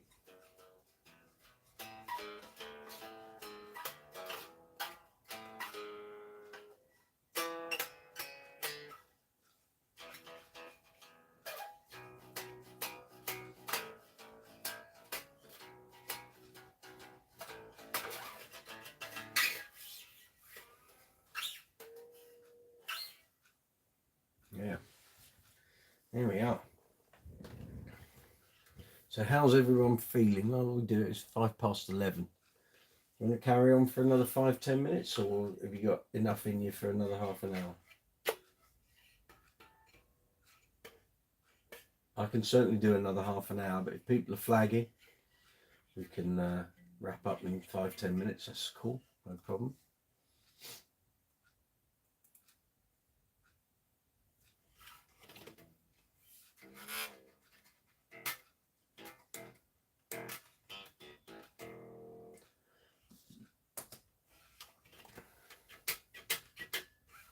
Cool. Been a while since I played that.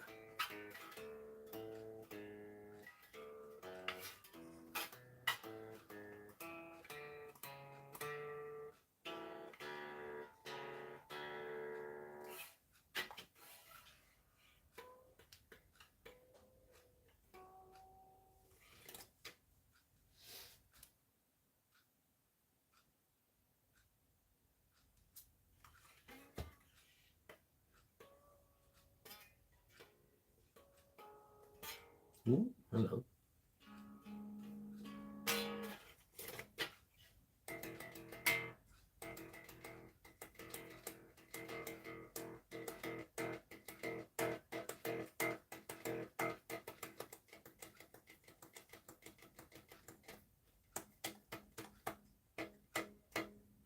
Well, I'm pleased you managed to do that, Tom. That's good. Well done, sir.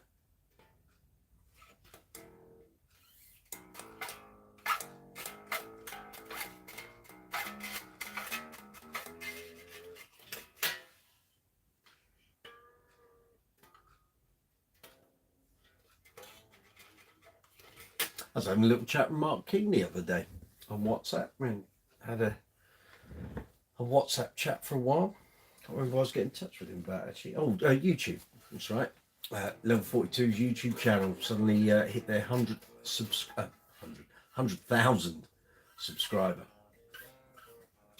So congratulations to all at level42.com. Well done, Mark. I never know who's doing that channel. I don't know if he's involved or whether it's Morgan Roussel who does the website, whether he's doing it as well, or whether he's got someone else doing it. I don't know. I was trying to have a chat with him about YouTube Shorts and stuff. Says you've got so much good content on your channel, you could just repurpose some of those long form videos into multiple shorts. Put one of those up every day, and you'll probably find your subscriber base absolutely blooms like nobody's business. I don't know if he even knew what I was talking about. I don't know.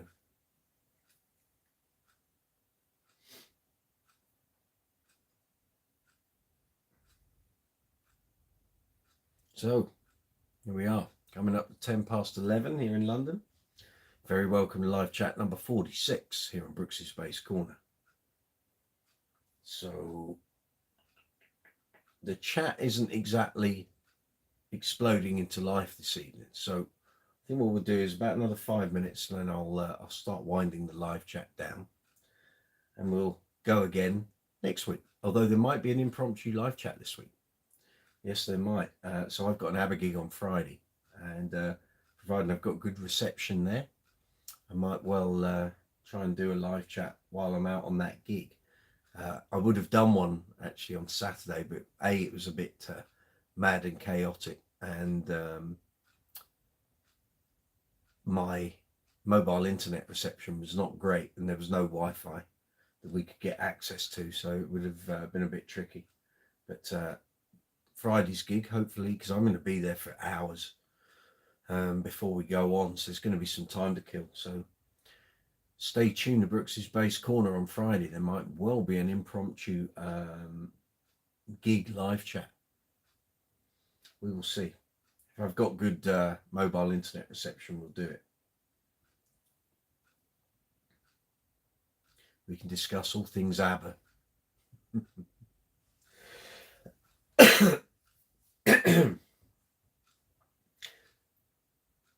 What is that? Oh, that's someone with their mouth open. Right. What does that signify, Stace? I don't know. Actually, I should say, while we're before we wind down, thank you to everyone that was following the Facebook social media yesterday, and also my own personal Mike Brooks Facebook, and donated towards Charlie Champ's surgery and recovery fundraiser. So basically, we're fostering a dog at the moment from our local RSPCA rehoming centre. Basically, a little guy, 9-month-old Chihuahua, had a dislocated shoulder. Previous owners didn't do anything about it. When they eventually decided they should do something about it, the shoulder had relocated and the vet wasn't able to put it back in its original place. And I can only imagine the pain the guy went through. And he's had to have that limb amputated. So we're fostering him while he makes a recovery. I'd just like to say, any of you out there that following Brooks's Base Corner or follow me privately on Facebook or Instagram, if you made a donation, thank you so much. It seemed like a lot of money. I mean, his surgery bills have come to well over £1,000. And we're in the middle of a cost of living crisis, so people don't have money to throw around. But his fundraisers nearly raised that £1,000. We can't believe it. Can't believe it. So if you helped towards that, thank you very, very much.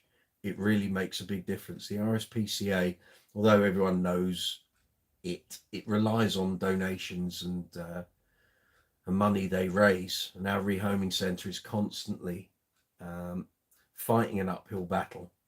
And certainly as we've come out of lockdown, loads of people who took on pets and animals during COVID are ditching their pets and animals. I don't know where people's heads are at. I can't get inside that mind space. Why would you do that? I don't get it. So anyway, like the previous owners of this lovely dog, they didn't care either. They just let him dislocate his shoulder and did nothing about it. That dog was in pain for however long. And then he had to lose a leg. And then he got an infected abscess, which led to a hole in his body, which is currently healing. So we're looking after him while he heals and gets better. So if you contribute to that fundraiser, thank you. Thank you, thank you, thank you. It makes a big, big difference. It really does. Sermon over. I'm off my soapbox now. Okay, I will start winding down. So unless there are any other questions or comments, if you've got any, stick them in the live chat box right now. So I'm going to start winding this live chat down. So thank you very much to everyone who's been on this evening. Thank you for your contributions. Thank you to your continued support of the channel and everything we're doing. There will be content going up this week because once I get Friday's gig out the way, there's nothing else going on gig-wise for another week and a bit. So I've got a whole new range. Not new. They're not new. I've got a new YouTube Shorts content going up. So if you've been following that, you'll know I do the 60-second bass reviews. I did 10 basses. There's going to be another 10 basses going up. Some point this week, I'll start putting those on. It's going to be long form content. So probably this bass, the Lakeland on the workbench, getting cleaned, set up, intonated, all of that malarkey.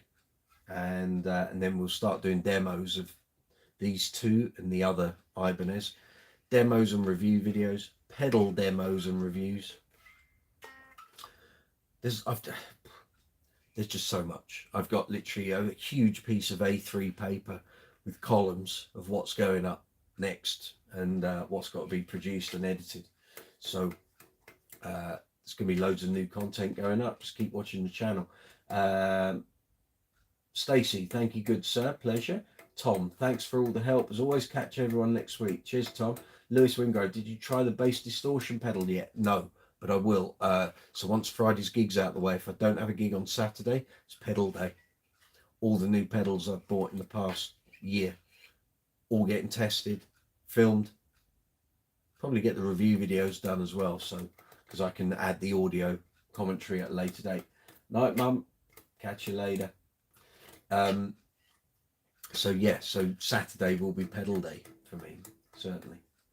So I'll bid you good night. Have a great Tuesday, what's left of it, wherever you are in the world. Thank you for attending. Thank you for getting involved. If you're watching this at a later date after the event, the live chat window will obviously be closed. But you can leave comments and I'll come back to you as soon as I can. Make sure you hit the subscribe button, give the video a thumbs up, hit the notification bell. That's all good. Don't forget your merchandise and affiliate store links are in the description box below. When the video gets uploaded tomorrow by YouTube, I'll have video links to various videos that I've referred to here on the live chat. So on that note, I will bid you farewell. Have a great week. Enjoy your bass play. Take it easy. And I'll see you next Tuesday, same time, same place. We'll do live chat number 47. How about that? Take care. Have a great week. See you next week.